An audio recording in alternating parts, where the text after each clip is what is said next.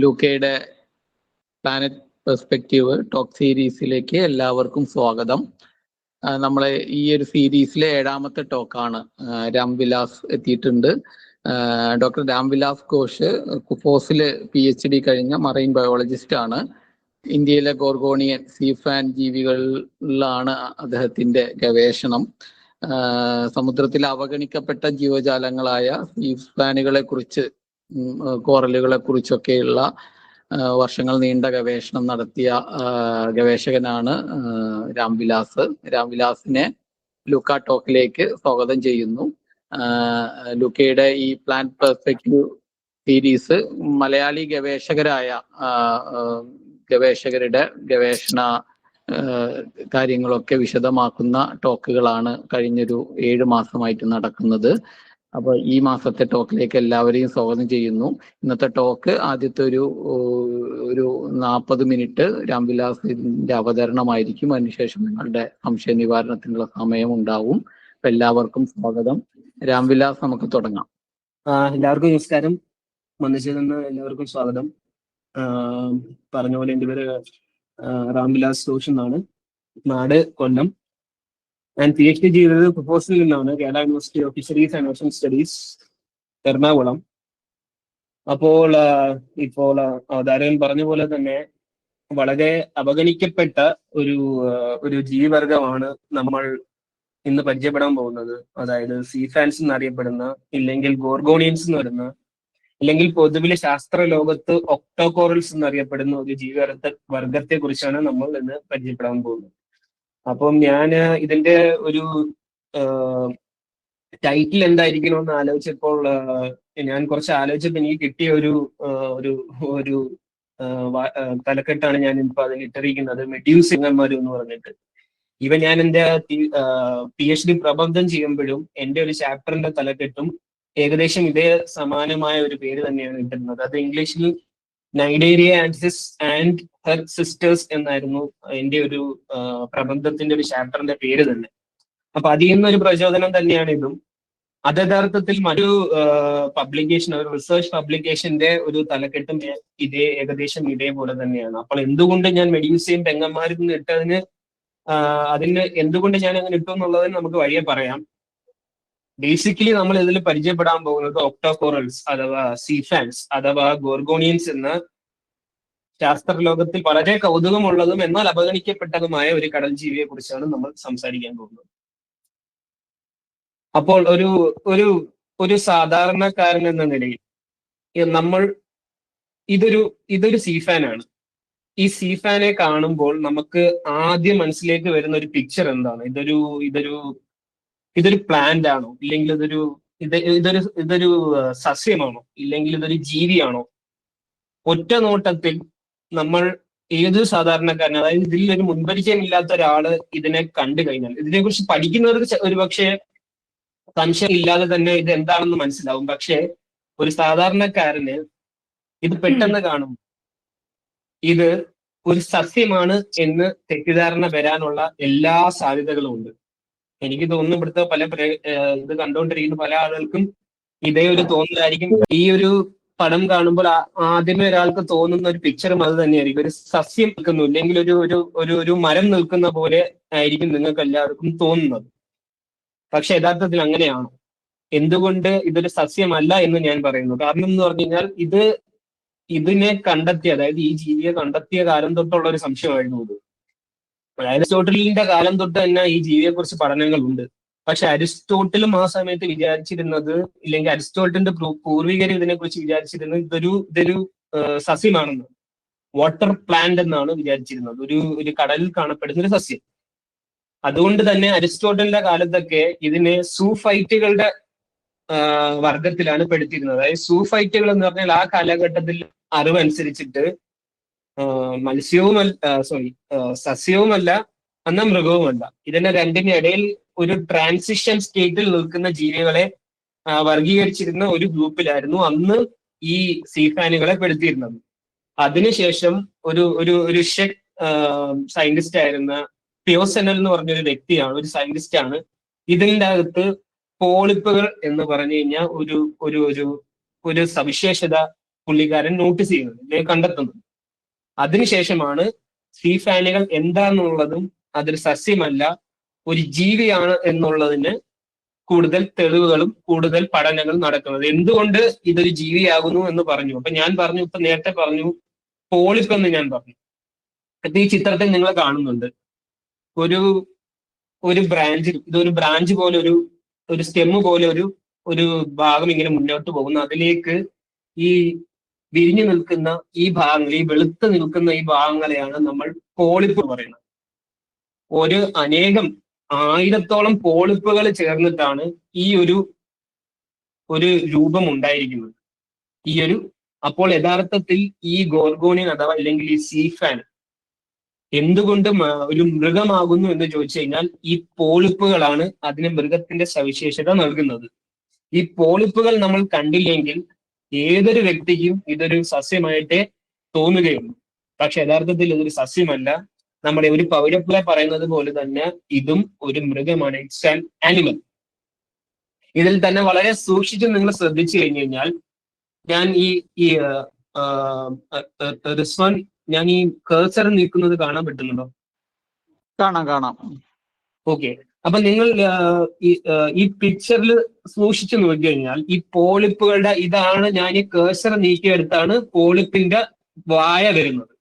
ഇത് വളരെ ചെറുതാണ്, വളരെ ചെറിയ പോളിപ്പുകളാണിത്. അത് വളരെ മൈക്രോസ്കോപ്പിക് ആയിട്ടുള്ള പോളിപ്പുകളാണ്. വളരെ സൂം ചെയ്താലേ നമുക്കത് കാണാൻ പറ്റുള്ളൂ. ചില ജീവികളിൽ വളരെ വ്യക്തമായിട്ട് തന്നെ നമുക്ക് കാണാൻ പറ്റും. അപ്പോൾ ഈ വായുടെ ചുറ്റും നിങ്ങൾ ശ്രദ്ധിച്ചു കഴിഞ്ഞാൽ 1, 2, 3, 4, 5, 6, 7, 8 കൈകൾ പോലെ ഇങ്ങനെ വിരിഞ്ഞു നിൽക്കുന്നതായിട്ട് നിങ്ങൾക്ക് കാണാം. 8 അഥവാ ഈ കൈകളെ നമ്മൾ വിളിക്കുന്നത് ടെന്റക്കിളുകൾ എന്നാണ്. അപ്പോൾ ഒരു പോളിപ്പിന് ചുറ്റും 8 ടെന്റക്കിളുകൾ നിങ്ങൾ കാണുകയാണെങ്കിൽ അതിനെ ഒക്ടോകോറൽ എന്ന് വിളിക്കപ്പെടും. ഇപ്പൊ നിങ്ങൾ സാധാരണ പവിഴപ്പുറ്റുകളിൽ കാണപ്പെടുന്ന വളരെ കട്ടി കൂടിയ ഈ ജീവിവർഗങ്ങളുണ്ടല്ലോ, പവിഴപ്പുറ്റുകളിൽ അതിന്റെ പുറം തൊടുമ്പോൾ തന്നെ ഭയങ്കര കട്ടിയാണ്. അത് ഹെക്സാകോറലുകളാണ്. അതെന്ന് പറഞ്ഞു കഴിഞ്ഞാൽ 7ന്റെ മൾട്ടിപ്പിൾസോ ഉള്ള ഈ ടെന്റക്കിൾസ് ആയിരിക്കും അതിന്റെ വായ്ക്ക് ചുറ്റും ഉണ്ടാവുന്നത്. അപ്പോൾ നിങ്ങൾ ഇനി കടലിനടിയിൽ ഡൈവ് ചെയ്യുമ്പോഴോ സ്നോർക്കൽ ചെയ്യുമ്പോഴോ എവിടെയെങ്കിലും വെച്ചിട്ട് ഇങ്ങനെ പോളിപ്പുകൾക്ക് ചുറ്റും 8 ടെന്റക്കിളുകൾ നിങ്ങൾ കാണുവാണെങ്കിൽ അപ്പോൾ തന്നെ മനസ്സിലാക്കുക അതൊരു ഒക്ടോകോറലാണ്. ഓക്കെ. സോ ഇതൊരു ക്യാരക്ടറിസ്റ്റിക്സ് ആണ്. ഇതിനെ ഒരു ജീവിയായിട്ട് നമ്മൾ ഇപ്പം ഇവിടെ കുറച്ചുകൂടെ വ്യക്തമാക്കാൻ ഈ പിക്ചറും കൂടെ നിങ്ങളൊന്ന് ശ്രദ്ധിച്ചോളൂ. ഇവിടെയും നിങ്ങൾക്ക് എണ്ണിയാൽ ആ 8 കാണാൻ പറ്റും. 1, 2, 3, 4, 5, 6, 7, 8. ഈ 8 ടെന്റക്കിളിന്റെ സൈഡിലായിട്ട് ചെറിയ ചെറിയ വിരലുകൾ പോലെ നിങ്ങൾക്ക് കാണാൻ പറ്റും. അതിനെ പിന്യൂളുകൾ എന്നാണ് വിളിക്കുന്നത്. ബേസിക്കലി ഇതെന്താ ചെയ്യുന്നതെന്ന് പറഞ്ഞു കഴിഞ്ഞാൽ അതിന്റെ അടുത്ത് അതിന്റെ വായിൽ ഉൾക്കൊള്ളാവുന്ന എന്ത് ഭക്ഷണ പദാർത്ഥത്തെയും പിടിക്കാൻ വേണ്ടിയിട്ടാണ്, അതിന്റെ സർഫസ് ഇൻക്രീസ് ചെയ്യാൻ വേണ്ടിയിട്ടാണ് ആ പിന്യൂൾ, ആ വിരലുകൾ പോലുള്ള ആ ചെറിയ ചെറിയ പ്രൊജക്ഷൻസ് നമുക്ക് കാണാൻ പറ്റുന്നത്. ഇപ്പൊ ഈ ഒരു ഇതിനെ നമ്മൾ ജൻസില എന്ന് പറഞ്ഞ വളരെ ഗോവയിലൊക്കെ നമ്മൾ ഡൈവ് ചെയ്തിട്ടുള്ളവർ ചിലപ്പോൾ കണ്ടിട്ടുണ്ടാവും. വളരെ കോമൺ ആയിട്ട് കാണുന്ന ഒരു സ്പീഷീസ് ആണ് ഈ റെഡ് കളറിൽ കാണുന്നത്. ഇതെന്ന് പറഞ്ഞു കഴിഞ്ഞാൽ മുംബൈയിൽ നിന്ന് ഞങ്ങൾ ഫോട്ടോ ചെയ്ത ഒരു സോഫ്റ്റ് കോറിലാണിത്. സോ അപ്പം ബേസിക്കലി ഈ ഒരു ക്യാരക്ടറിസ്റ്റിക്സ് നിങ്ങൾക്ക് മനസ്സിലായല്ലോ. ഒക്ടോകോറൽ എന്ന് പറഞ്ഞു കഴിഞ്ഞാൽ പോളിപ്പുകളാണ്. ആ പോളിപ്പുകളുടെ ചുറ്റും 8 ടെന്റക്കിളുകൾ ഉണ്ടെങ്കിൽ അങ്ങനെയുള്ള എല്ലാ ജീവികളും ഒക്ടോകോറലായിരിക്കും. അത് വളരെ പെട്ടെന്ന് നമുക്ക് വെള്ളത്തിനടിയിൽ വെച്ച് മനസ്സിലാക്കാൻ ഒരു ക്യാരക്ടറിസ്റ്റിക്സ് ആണ്. അതുപോലെ ഇവിടെയും ശ്രദ്ധിക്കുക, ഇവിടെയും ഒരു തരം ഒക്ടോകോറലാണിത്. എന്തുകൊണ്ടത് ഒക്ടോകോറൽ എന്ന് പറഞ്ഞാൽ നേരത്തെ പറഞ്ഞ പോലെ തന്നെ പോളിപ്പുകൾക്ക് ചുറ്റും നമ്മൾ നോക്കിക്കഴിഞ്ഞു കഴിഞ്ഞാൽ 8 ടെന്റക്കിളുകൾ കാണാൻ സാധിക്കും.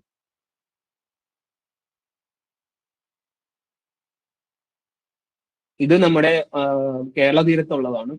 അപ്പൊ നേരത്തെ നമ്മൾ പറഞ്ഞു മെഡ്യൂസ എന്ന് എന്തുകൊണ്ട് വിളിച്ചിരുന്നു. അപ്പൊ വളരെ പരിചിതമായ ഒരു പേരാണ്. അതായത് ഗ്രീക്ക് ലെജൻസിലൊക്കെ ഉള്ള ആ കഥ നമുക്ക് ഏവർക്കും അറിയാം. അതിന്റെ സിനിമകൾ ഇറങ്ങിയിട്ടുണ്ട്. അതിന്റെ കഥ തന്നെ വളരെ ഫേമസ് ആണ്. ഗോർഗോൺ മെഡ്യൂസ എന്ന് പറഞ്ഞ ആ ഒരു കഥ, പേർസിയസ് ആൻഡ് മെഡ്യൂസ എന്നൊക്കെ പറഞ്ഞ കഥകൾ നിങ്ങൾക്ക് എല്ലാവർക്കും പരിചിതമാണ്. അപ്പൊ ഒരുപക്ഷെ ആ മെഡ്യൂസയുടെ തലകളുടെ ആ ഒരു പാമ്പുകാൽ ചുറ്റപ്പെട്ടിരിക്കുന്ന, ആകരണം ചെയ്യപ്പെട്ടിരിക്കുന്ന ആ ഒരു തലയുടെ ആ ഒരു സിമിലാരിറ്റി ഒരുപക്ഷെ ലിനേയസ്, നമ്മൾ എപ്പോഴും പറയുന്ന ഒരു കാര്യമുണ്ടല്ലോ, ഈ ജീവി വർഗീകരണത്തിന്റെ തന്നെ പിതാവ് എന്നറിയപ്പെടുന്ന ഒരാളാണ് ലിനേയസ്. അപ്പൊ ലിനേയസിന്റെ കാലഘട്ടത്തിൽ ഒരുപക്ഷെ ലിനേയസിന് തോന്നിക്കാണും ഈ മെഡ്യൂസയുടെ തല പോലെ തന്നെ അതേ സിമിലാരിറ്റിയിൽ ഇരിക്കുന്ന ചില ഗ്രൂപ്പുകൾക്ക് പുള്ളിക്കാരൻ ഇട്ടുകൊടുത്ത പേരാണ് മെഡ്യൂസ എന്ന് പറയുന്നത്. അതായത് അതിൽ നിന്നാണ് നമ്മൾ ഈ ഗ്രൂപ്പിൽ തന്നെയാണ് നമ്മൾ ഈ പറയുന്ന ജെല്ലി ഫിഷുകൾ വരുന്നത്, ഹാർഡ് കോറൽ, അതായത് നമ്മൾ പവിഴപ്പുറ്റുകൾ എന്ന് പറയുന്ന ഹാർഡ് കോറലുകൾ വരുന്നത്. ഞാനിപ്പോ ഈ പറയുന്ന ഒക്ടോകോറൽസ് എല്ലാം വരുന്ന വലിയൊരു ഫൈലത്തിൽ വരുന്ന, അല്ലെങ്കിൽ നൈഡേറിയ എന്ന് പറഞ്ഞ വലിയൊരു ഫൈലത്തിൽ വരുന്ന പല പല ജീവികളുണ്ട്. അപ്പൊ അതുകൊണ്ടാണ് ഞാൻ ആ മെഡ്യൂസ എന്ന് പറഞ്ഞ പേര് തന്നെ ഇട്ടത്. ഈവൻ ഈ സീ ഫാൻസുകൾക്ക് ഗോർഗോണിയൻ എന്ന ഒരു പേരും കൂടെ ഉണ്ട്. എങ്ങനെ ഗോർഗോണിയൻ എന്ന് ആ പേര് വന്നു എന്ന് ചോദിച്ചു കഴിഞ്ഞാൽ ഇതേ മിത്തിക്കൽ ക്യാരക്ടറിൽ നിന്ന് തന്നെയാണ് ആ പേര് വന്നിരിക്കുന്നത്. അതായത് മെഡ്യൂസ, ഗോർഗോൺ മെഡ്യൂസ എന്ന് പറയുന്ന ആ ഗ്രീക്ക് കഥകളിലെ അതേ ക്യാരക്ടറിൽ നിന്നാണ് ഗോയൻ എന്ന പേര് തന്നെ വരുന്നത്. അതിനെ ചുറ്റിപ്പറ്റി ഒരുപാട് കഥകളുണ്ട്. അതായത് പേർസിയസ്, സീത്തസ് എന്ന് പറഞ്ഞു കഴിഞ്ഞാൽ ഒരു കടൽ സത്വത്തെ കൊന്നു കഴിഞ്ഞതിന് ശേഷം ഈ വെട്ടിമാറ്റിയ മെഡ്യൂസയുടെ തല കടൽ തീരത്ത് വെക്കുകയും ആ മെഡ്യൂസയുടെ രക്തം ഒലിച്ച് കടലിലേക്ക് പോവുകയും കടലിൽ ഉണ്ടായിരുന്ന മറ്റ് സീവീഡുകൾ എന്ന് പറയുന്ന സസ്യങ്ങളിലേക്ക് അത് പോവുകയും ആ സസ്യങ്ങൾ പിന്നീട് എന്താ പറയുക ഗോർഗോണിയകളായിട്ട് മാറി എന്ന് പറഞ്ഞ കഥകളും വേറെയുണ്ട്. അതുപോലെ തന്നെ പുരാതന കാലത്ത് ഈ ഗോർഗോണിയനുകൾ അതിൽ തന്നെ ഈ അറ്റ്ലാന്റിക് സമുദ്ര തീരത്തൊക്കെ കാണപ്പെടുന്ന കൊറാലിയം എന്ന് പറയുന്ന ഒരു വ്യത്യസ്തമായൊരു ഗോർഗോണിയൻസ് ഉണ്ട്. അപ്പൊ അതിൽ നിന്ന് ഉണ്ടാക്കുന്ന മുത്തുകളുണ്ട്. ആ മുത്തുകൾ വെച്ചുള്ള മാലകൾ ധരിച്ചു കഴിഞ്ഞു കഴിഞ്ഞാൽ ഈ ദുഷ്ടഗുണത്തിൽ നിന്നും സാത്താനിൽ നിന്നും ഒക്കെ രക്ഷ നേടും എന്നൊക്കെ പറഞ്ഞു ഒരുപാട് റിലീജിയസ് ആയിട്ടുള്ള അല്ലെങ്കിൽ മതപരമായിട്ടുള്ള ആചാരങ്ങളും പണ്ട് മുതലേ ഈവൻ ഇപ്പോഴും പല രാജ്യങ്ങളിലും നിലനിൽക്കുന്നുണ്ട്. മറ്റൊരു ഉദാഹരണം പറഞ്ഞാൽ നമ്മുടെ ഇന്ത്യയിലേക്ക് വന്നു കഴിഞ്ഞാൽ ഞാൻ ഒഡീഷയിലെ ചില മത്സ്യത്തൊഴിലാളികളോട് സംസാരിക്കുമ്പോൾ അവർ പറയാറുണ്ട്, അതായത് ഈ ദുശകനം വരാതിരിക്കാൻ വേണ്ടി കടലിൽ നിന്ന് ഇവര് വലയിലൊക്കെ കിട്ടുന്ന ഈ സീ ഫാൻസിനെയും ഗോളിയനുകളെയൊക്കെ ഒരു ഫോട്ടോ പോലെ ഫ്രെയിം ചെയ്തിട്ട് ഇവര് വീടുകളിൽ വെക്കാറുണ്ട്. അപ്പൊ വളരെ രസകരമായ പല കാര്യങ്ങളും ഈ ഗോർഗോണിയനുകളുമായിട്ട് ബന്ധപ്പെട്ട് നിൽക്കാറുണ്ട്. ഇപ്പം ഈ എ എന്ന് കാണിക്കുന്ന ആ പിക്ചറിലേക്ക് നോക്കി എനിക്ക് മനസ്സിലായത് ഞാൻ കവരത്തിൽ പോയപ്പം എടുത്തൊരു ഫോട്ടോയാണ്. കവരത്തിൽ ഒരു വീട്ടില് ലക്ഷദ്വീപിലൊക്കെ ചെന്ന് കഴിഞ്ഞാൽ ഒരു ആൾപ്പൊക്കത്തിനെക്കാട്ടിലും വലിയ സീ ഫാനുകളെ നിങ്ങൾക്ക് കാണാൻ പറ്റും. അത് കുറച്ചുകൂടി ഒരു 30-40 മീറ്റർ ഒക്കെ പോകണം. അപ്പോൾ ചിലപ്പോഴൊക്കെ ഇത് പൊട്ടി വന്ന് കടൽ തീരത്തേക്ക് അടിയാറുണ്ട്. അപ്പം ഒരുപക്ഷെ അങ്ങനെ അടിഞ്ഞു കിട്ടിയതായിരിക്കണം. അപ്പോൾ അവരെ വീട്ടിലൊരു ഡെക്കറേഷൻ വലിയൊരു മതിലിൽ വെച്ചതായിട്ടുള്ള ഒരു ഫോട്ടോയാണ്. പിന്നെ ഇവിടെ ഇന്ത്യയിൽ തന്നെ പ്രചാരമുള്ള പല റിലീജിയസ് ബിലീഫുകളുണ്ട്. അപ്പൊ നേരത്തെ ഞാൻ പറഞ്ഞ പോലെ തന്നെ ഇത് വീടുകളിൽ വെച്ച് കഴിഞ്ഞു കഴിഞ്ഞാൽ ഈ ദുശകനങ്ങൾ അവര് കൊല്ലും, നല്ല കാലം ഉണ്ടാവും എന്നൊക്കെയുള്ള വിശ്വാസമുണ്ട്. അങ്ങനെ കടൽ തീരം പോലും ഇല്ലാത്ത അസമിൽ നിന്നാണ് നമ്മൾ ഈ ബി എന്ന് കാണിക്കുന്ന ഈ ഫോട്ടോ എടുത്തിരിക്കുന്നത്. അവിടെ ഈ റെഡ് കളറിൽ കാണുന്നത് ഒരു സീഫാൻ അല്ലെങ്കിൽ ഒരു ഗോർഗോണിയനാണ്. അപ്പം ഇതൊരു ജ്യോതിഷിയുടെ കയ്യിൽ നിന്ന് എൻ്റെ ഒരു കൂട്ടുകാരൻ എനിക്ക് ഫോട്ടോ എടുത്ത് അയച്ചതാണ്. അതേപോലെ തന്നെ ഡ്രസ്ഡൻ മ്യൂസിയത്തിൽ കാണുന്ന ഒരു ആർട്ടിഫാക്റ്റ് ആണ്. ഇത് വളരെ എക്സ്പെൻസീവ് ആയിട്ടുള്ള ഒരു ആർട്ടിഫാക്റ്റ് ആണ്. അതിന്റെ മുകളിൽ കാണുന്ന ഈ ഒരു സ്ട്രക്ചർ യഥാർത്ഥത്തിൽ ഒരു കൊറാലിയം എന്നറിയപ്പെടുന്ന ഒരു ഗോർഗോണിയനാണ്. അപ്പം പല രീതിയിൽ ഇത് നമ്മുടെ ജീവിതങ്ങളുമായിട്ട് ബന്ധപ്പെട്ട് നിൽക്കുകയാണ്. അതുപോലെ തന്നെ ഇന്ത്യ എടുത്തു കഴിഞ്ഞാൽ ഗോർഗോണിയനിലെ പല പേരുകളിലാണ് അറിയപ്പെടുന്നത്. ഉദാഹരണം നമ്മളെ കേരളത്തിൽ വന്നു കഴിഞ്ഞാൽ ഇതിനെ വിശറി എന്നും കടൽ വിശറി എന്നൊക്കെയാണ് അറിയപ്പെടുന്നത്. കുറച്ചുകൂടെ നമ്മൾ തമിഴ്നാട്ടിലേക്ക് ചെന്ന് കഴിഞ്ഞാൽ ഈ വിരിഞ്ഞു നിൽക്കുന്ന ഇങ്ങനെ ഫാൻ പോലെ നിൽക്കുന്ന ഗോർഗോണിയലുകളിലെ വിസറി, നമ്മൾ ഇവിടെ പറയുന്ന പോലെ തന്നെ വിസറി എന്ന് പറയും. പക്ഷെ ഇങ്ങനെ വിരിഞ്ഞു നിൽക്കാതെ വളരെ നേരെ ചാട്ടുള്ളി പോലെ നിൽക്കുന്ന ഗോർഗോണിയലുകളെ ചാണാമാർ എന്നും പറയാറുണ്ട്. അങ്ങനെ പല പേരുകളിൽ അറിയപ്പെടാറുണ്ട്. കുറച്ചുകൂടെ നോർത്തിലോട്ടൊക്കെ കഴിഞ്ഞു കഴിഞ്ഞാൽ ഈ സീ ഫാൻസിനെ വനസ്പതി എന്ന് പറയാറുണ്ട്, ചിലയിടത്ത് ഇന്ദ്രജാൽ എന്ന് പറയാറുണ്ട്, മഹേന്ദ്രജാൽ എന്ന് പറയാറുണ്ട്. ഇത് പലപ്പോഴും നമ്മൾ ഈ പറഞ്ഞപ്പോൾ ഈ ജ്യോതിഷിയുടെ കയ്യിൽ അകപ്പെട്ടതുപോലെ ഇതിങ്ങനെ പലപ്പോഴും ട്രേഡ് ചെയ്യാറുണ്ട്. ഈ വരയിലൊക്കെ കിട്ടുന്ന ഗോർഗോണിയൻസിനെ ട്രേഡ് ചെയ്യാറുണ്ട്. അപ്പൊ ട്രേഡ് ചെയ്യുമ്പോൾ ഇതിന്റെ പേര് പലപ്പോഴും ഈ ഇന്ദ്രജാൽ, മഹേന്ദ്രജാൽ എന്നൊക്കെ പറഞ്ഞാണ് വിളിക്കുന്നത്. ഇപ്പൊ ആമസോണിലും ഇപ്പൊ എനിക്ക് തോന്നുന്നു ആമസോണിന്റെ അടുത്ത് മാറ്റിട്ടുണ്ടെന്ന് തോന്നുന്നു. ചില ഇതേപോലെ എക്സ്പോർട്ട് ചെയ്യുന്ന അല്ലെങ്കിൽ സാധനങ്ങൾ വിൽക്കുന്ന സൈറ്റിലേക്ക് നമ്മൾ പോയി കഴിഞ്ഞിട്ട് ഞാൻ കുറച്ചു കാലം മുമ്പ് വരെ ഇതൊക്കെ ഞാൻ മോണിറ്റർ ചെയ്യുന്നുണ്ടായിരുന്നു. അപ്പോ വരെ ഇതൊക്കെ മഹേന്ദ്രജാൽ, ഇന്ദ്രജാൽ എന്നൊക്കെ പറഞ്ഞ് മാർക്കറ്റുകളിൽ വിൽക്കാറുണ്ടായിരുന്നു. അപ്പോൾ നേരത്തെ നമ്മൾ പറഞ്ഞ പോലെ ഈ ഒക്ടോകോറൽസ് പോലെ തന്നെ നമ്മൾക്ക് വളരെ പരിചിതമായിട്ടുള്ള കോറലുകൾ എന്ന് പറയുന്നത്, പവിഴപ്പുറ്റ് പറയുന്നത് ഇതാണ്.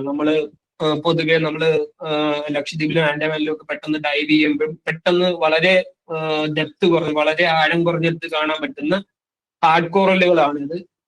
ഇതൊക്കെയാണ് നമുക്ക് വളരെ പരിചയമുള്ള കോറലുകൾ. പക്ഷേ ഇതേ ഈ ഫൈലം നൈഡേറിയയില് ഒക്ടോകോറലിന്റെ അല്ലെങ്കിൽ ഈ നേരത്തെ കാണിച്ച ഈ ഹാർഡ് കോറലിന്റെ ഒരു കസിൻസ് ആണ് ഈ ഒക്ടോകോറൽസ് എന്ന് പറയുമ്പോൾ ഒക്ടോകോറൽസ് പല തരത്തിലുണ്ട്.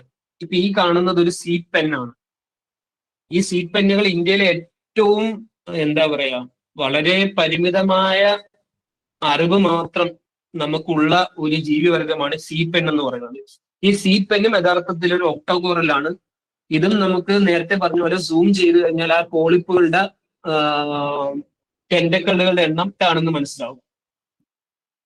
അതേപോലെ തന്നെ ഈ സീപ്പനുകളുടെ പഠനം എന്തുകൊണ്ട് കുറഞ്ഞിരിക്കുന്നു എന്നുള്ള വേറൊരു കാരണം കൂടെ ഉണ്ട്. കാരണം ഇത് നിങ്ങൾക്ക് കാണുമ്പോൾ മനസ്സിലാവും, ഒരു മണൽ സാൻഡി ആയിട്ടുള്ള മണൽ നിറഞ്ഞ ഷോറുകളിലാണ് ഇത് കൂടുതൽ കാണപ്പെടുന്നത്, അല്ലെങ്കിൽ സീബെഡിലാണ് കാണപ്പെടുന്നത്. ഇതിന്റെ വേറൊരു പ്രത്യേകത എന്ന് പറഞ്ഞു കഴിഞ്ഞാൽ, നമ്മൾ ഡിസ്റ്റർബ്ഡ് ആയി കഴിഞ്ഞാൽ, ഈ ഒരു പർട്ടിക്കുലർ ഓർഗാനിസം ഡിസ്റ്റർബ്ഡ് ആയി കഴിഞ്ഞാൽ, എന്തെങ്കിലും തരത്തിലുള്ള ഡിസ്റ്റർബൻസോ എന്തെങ്കിലും അനക്കം തട്ടുകയോ ചെയ്തു കഴിഞ്ഞാൽ ഇവർ അപ്പാടെ താഴേക്ക് വലിഞ്ഞു. അപ്പൊ ഒരുപക്ഷെ നമ്മൾ ഡൈവ് ചെയ്യുമ്പം ഈ ഭാഗത്തൂടെ ഒക്കെ ചിലപ്പോൾ നമ്മൾ പോയിട്ടുണ്ടാവും. പക്ഷെ ഇത് കാണാത്ത എന്തുകൊണ്ടാന്ന് പറഞ്ഞാൽ നമ്മുടെ ഡിസ്റ്റർബൻസ് അടിക്കുമ്പോൾ എന്തെങ്കിലും ഡിസ്റ്റർബൻസ് അടിക്കുമ്പോൾ ഇവരങ്ങ് താന്നു. അപ്പൊ നമ്മൾ വിചാരിക്കും അവിടെ ഒന്നും ഒരു ജീവികളും ഇല്ല എന്ന്. യഥാർത്ഥത്തിൽ ഇത് പറയുന്ന മറ്റൊരു കഥ എന്താന്ന് പറഞ്ഞു കഴിഞ്ഞാൽ, വളരെ നിശ്ചലമായി കിടക്കുന്ന കടലിന്റെ അടിത്തട്ട് പോലും ജീവനുകളാൽ സമ്പുഷ്ടമാണ് എന്നുള്ളതിനൊരു തെളിവാണിത്. കാരണം ഒരുപക്ഷെ രാത്രികളിൽ ചെന്ന് കഴിഞ്ഞാൽ ചിലപ്പോൾ നമുക്ക് നന്നായിട്ട് കാണാൻ പറ്റും. പകലുകളിൽ ചിലപ്പോൾ ഇവരെ സ്പോട്ട് ചെയ്യുക വളരെ ബുദ്ധിമുട്ടുള്ള കാര്യമായിരിക്കും. അതുകൊണ്ടും കൂടെ ആകാം ഇന്ത്യയിൽ ഇതിനെക്കുറിച്ചുള്ള പഠനങ്ങൾ വളരെ കുറഞ്ഞിരിക്കുന്നത്. അതുപോലെ തന്നെ മറ്റൊരു തരം ഒക്ടോകോറലുകളാണ് സോഫ്റ്റ് കോറലുകൾ എന്ന് പറയുന്നത്. അതായത് ഇതിനെ തൊടുമ്പോൾ തന്നെ വളരെ സോഫ്റ്റ് ആയിട്ടിരിക്കുന്ന ഒരു, കണ്ടു കഴിഞ്ഞാൽ ഇങ്ങനെ പല ഷേപ്പിലുകളുണ്ട്. ബുഷി ആയിട്ട് ഇപ്പൊ ഈ കാണുന്ന മഷ്റൂം ഷേപ്പിലൊക്കെ ഇരിക്കുന്ന സോഫ്റ്റ് കോറലുണ്ട്, പല പല ഷേപ്പിലിരിക്കുന്ന സോഫ്റ്റ് കോറലുണ്ട്, പായല് പോലെ വളർന്നു പോകുന്ന സോഫ്റ്റ് കോറലുണ്ട്. അപ്പോൾ ഇവയെല്ലാം ഒക്ടോകോറലിലാണ്. അപ്പൊ ഞാൻ ആ ഒക്ടോകോറലിൽ തന്നെ ഗോർഗോണിയൻ അഥവാ സീഫാൻ എന്ന് പറയുന്ന ഒരു പർട്ടിക്കുലർ ഗ്രൂപ്പിലാണ് എന്റെ പഠനങ്ങൾ മൊത്തം ഉണ്ടായിരുന്നത്. കൂടുതലും ഞാൻ അതിനെക്കുറിച്ചായിരുന്നു എന്റെ പഠനങ്ങൾ. അപ്പൊ ആ സീഫാൻസ് എന്ന് പറയുമ്പോൾ കുറച്ചുകൂടെ എന്താ പറയാ, നേരത്തെ ഞാൻ പറഞ്ഞ പോലെ ഈ പിടിക്കുമ്പോൾ അത്ര സോഫ്റ്റ് ആയിരിക്കില്ല, കുറച്ചുകൂടെ ഒരു എന്താ പറയാ ഇച്ചിരി കട്ടിയും കാര്യങ്ങളൊക്കെ ഉള്ളത് ഒരു ഗ്രൂപ്പാണ് ഗോർഗോണിയൻസ് എന്ന് പറയുന്നത്.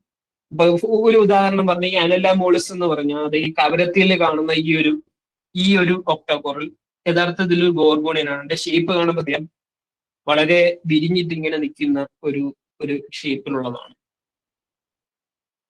ഈ ഒരു അനല പോലത്തുള്ള ഈ ഒരു സ്പീഷീസുകൾ യഥാർത്ഥത്തിൽ ഇതിന്റെ വലിപ്പം നമ്മുടെ ഒരാൾപ്പൊക്കത്തെക്കാട്ടിലും വലിയ വലിപ്പത്തിൽ നമുക്ക് കാണാൻ പറ്റും. അത് ലക്ഷദ്വീപിൽ തന്നെ നമുക്ക് കാണാൻ പറ്റുന്നതാണ്. അതേപോലെ തന്നെ ഒക്ടോകോറലുകൾ എവിടെയാണ് കൂടുതലായി പെടുക, ലോകത്തിന്റെ ഏത് ഭാഗത്താണ് കൂടുതലായി കാണപ്പെടുക എന്ന് ചോദിച്ചു കഴിഞ്ഞാൽ നിങ്ങൾക്ക് ഈ മാപ്പ് കാണുമ്പോൾ തന്നെ അറിയാം. ഇത് ഞാൻ OBIS എന്ന് പറഞ്ഞിട്ടുള്ള ഒരു വെബ്സൈറ്റിൽ നിന്നോ ഗ്ലോബൽ ഡാറ്റാബേസിൽ നിന്ന് എടുത്തൊരു പിക്ചറാണ്. ഇത് കാണുമ്പോൾ തന്നെ അറിയാം ഒക്ടോകോറലുകൾ ഇല്ലാത്ത സ്ഥലങ്ങളില്ല. അതായത് ഏത് സ്ഥലങ്ങളിലേക്ക് നമ്മൾ ആർട്ടിക് സോണിലേക്ക് പോയാൽ പോലും ഒക്ടോകോറലുകളെ കാണാൻ പറ്റും.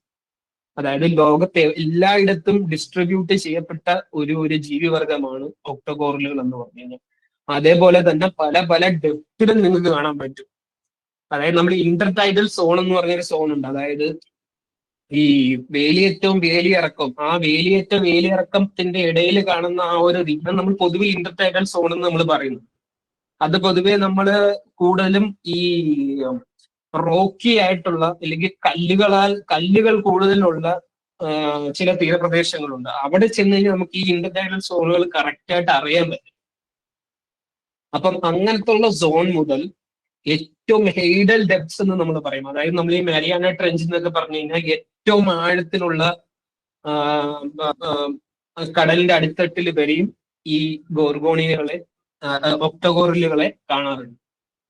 സോ ഇതൊരു ഒരു എന്താ പറയുക, ഒരു കോസ്മോപൊളിറ്റൻ ആയിട്ടുള്ള ഒരു ജീവിവർഗമാണ്, എവിടെയും കാണപ്പെടുന്ന ജീവിവർഗമാണ്.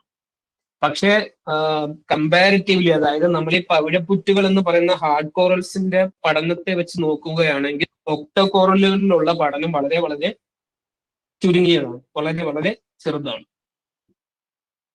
ഇപ്പൊ നമ്മൾ ഈ പറഞ്ഞതിൽ ഒരു സമ്മറി എന്ന നിലയിൽ നമുക്ക് വേണമെങ്കിൽ ഇങ്ങനെ കാണാം. അതായത് സബ്ഫൈലം ഈ ഒരു ഒക്ടോകോറേലിയ എന്ന് പറയുന്നത് യഥാർത്ഥത്തിൽ അതിന്റെ വർഗീകരണത്തിൽ ഞാൻ അത്രയും ഡീറ്റെയിലേക്ക് ഞാൻ പോകുന്നില്ല. ഇതിന്റെ ഒരു വർഗീകരണത്തിൽ വരുന്ന രണ്ട് ഗ്രൂപ്പുകളാണ്. അതായത് ലോകത്ത് തന്നെ കോറലുകൾ രണ്ട് തരമായിട്ട് നമുക്ക് തിരിക്കാം, ഒക്ടോകോറൽസ് ആൻഡ് ഹെക്സാകോറൽസ്. അതില് രണ്ടും ഏകദേശം തുല്യമായി നിൽക്കുന്ന അത്രയും ഡൈവേഴ്സിറ്റിയാണ് ഉള്ളത് ലോകത്ത് തന്നെ എടുക്കുകയാണെങ്കിൽ. ഇപ്പൊ ഉദാഹരണം, ഒക്ടോകോറൽസ് ഏകദേശം 3565 സ്പീഷീസുകൾ ഉണ്ടെന്നാണ് ഇപ്പോഴത്തെ കണക്ക്. അതുപോലെ തന്നെ ലോകത്ത് എല്ലായിടത്തും കാണുന്ന ഒരു ഒക്ടോകോറൽസ് ആണ്. എനിക്ക് തോന്നുന്നു പവിഴപ്പുറ്റുകൾ, അതായത് ഹാർഡ് കോറൽസ് ഏകദേശം 3700 സംതിങ് എന്തോ ഇപ്പം ഉണ്ട്. അപ്പൊ ഇത് കുറച്ച് നേരത്തെ ഉള്ളൊരു കാണുന്നത്.